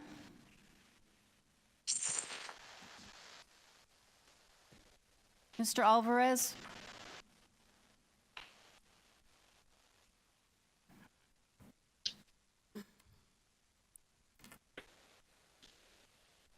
Through you, Madam Chair, we're going to try to call him. Okay, can I please have Mr. Galbraith back? Perhaps he can address some of the issues raised so far. Thank you. So again, this project was deferred and revised specifically to respond to comments from the neighbors to the north and from planning. I note that planning no longer has any concerns with the proposed project. I think the 7-inch incursion into the window, one of the windows of Unit 14, which still has most of 2 windows unobstructed by the proposed project. I don't think this is a considerable imposition on them. They do have a unique circumstance. I do agree. I was a bit confused about the comment about a privacy screen on the north-facing balcony. There is no north-facing balcony on this project, so I'm not sure what screen that would pertain to.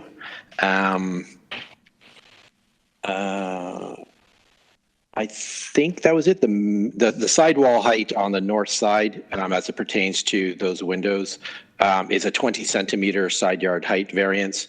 Again, this is, I don't think, a considerable amount, creating a significant imposition on those windows. Perhaps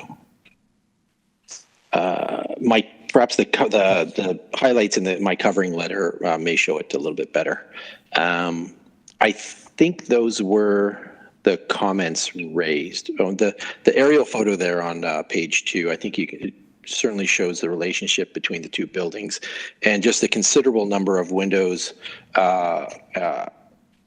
and overlook from 75 onto 69 and the block south of it. Okay, let me see if we're able to reach the other speaker. Through you, Madam Chair, we've contacted them by phone, but they're not responding. Okay, maybe try one more time, and I'll see. Panel members, do you have any questions for Mr. Galbraith? Mr. Bayat? Thank you, Chair. The balcony in question, I believe, is on the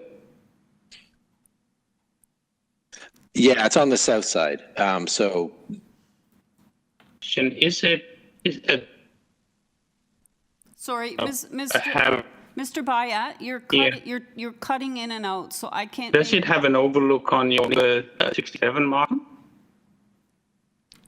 yeah, so the building is set back beyond behind the rear wall of 67.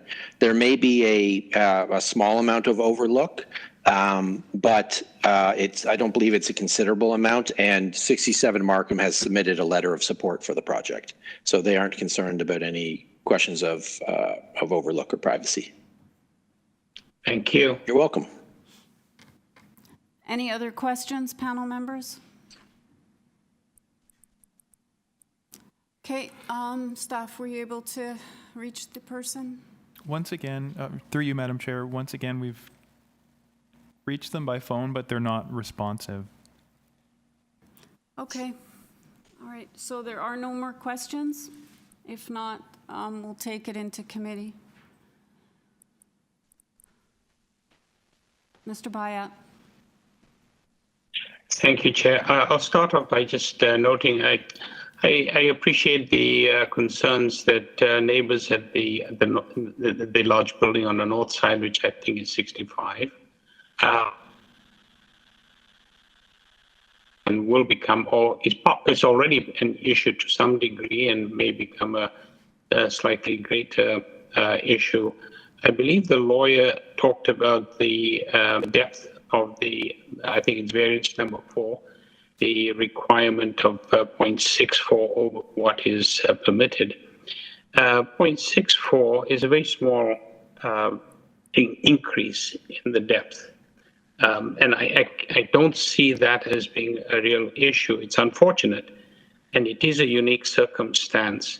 But I don't think it's one that is going to be resolved by not allowing the 0.64 addition in variance number 4. Overall, I think this is an application that can be supported. My question about the third floor balcony, I think, has been, to me at least, has been satisfactorily answered. The variances that are requested in this application appear to be quite reasonable from what I can see. Ms. Chan, and then Mr. Clay. Yeah, I can add my comment, but if you look at the survey, the existing north building is from the popular line is less than 3 feet by itself, and it's got all these openings. In today's standard, it's actually, I think they have far too many openings in terms of the code. I think it's sort of, because of it's already built, it sort of limit the development of this subject property. And that when we look at the analysis, the depth is 0.64, which is like just a little bit, it's 25 inches. I'm not really too sure that will increase drastically the negative impact. But I think the orientation of the existing building, of the apartment building, is already problematic for any further development of the property on the south. So I think the proposal is actually consider that, and then they sort of limit the depth I actually, when they straighten out the building, so part of the new proposal is actually set back further from the property line, so it will improve some of the for some of the units. And so I think I can still support this unfortunate condition because it's already built, but I do not think the new proposal will increase that too much. Mr. Clay. Thanks, Chair. This is a supportable application. The agent and his client have gone away and come back with a modified, I think, improved proposal that only marginally exceeds, as of right, the 7-inch intrusion on the window adjacent, in my view, is not significant. I agree with my colleagues. I think this is a good proposal now, suited for the site, suited for this street and this neighborhood, which has a lot of density in it. I think it's a supportable application as well. I think we've all agreed, so why don't I just move a motion to, did we reach that final speaker? No, we've tried multiple times. We're not able Okay. to. No. Then I'll just move approval of this application subject to forestry number 2 and planning conditions, which are tying it to plans, are they? Yeah. Yes. And Yeah. let me double check. Okay. I wrote down number 3, forestry number 3. Yeah, I have forestry 3 as well. You said 2 though. That's because it's the last item, right? So that's why. You know, Your brain it wouldn't saw, be me if I didn't make a mistake. Nah, your brain saw 3, but you said 2. Okay, so motion to, Through the chair, just for clarification, the planning report is just tying it to site plan only. okay, so. That's correct. So we're approving it with the condition in the April 19th planning report. Correct. And forestry number 3, and that's moved by Mr. Clay and seconded by Mr. Bayat. All in favor? That carries. Okay, the committee stands adjourned at 6:27. Thank you, everyone. I hope you feel better, Larry. Thank you. Thank you very much. Bye-bye. Thank you. I'm sure I will. Thanks, everyone. Great chairing, Nancy, as usual. And thank you, Conrad. Colin? Good night, everybody. Colin. Sorry. You're welcome. Wherever you are. You're welcome. Whatever your name is. See you guys. Good night. Bye.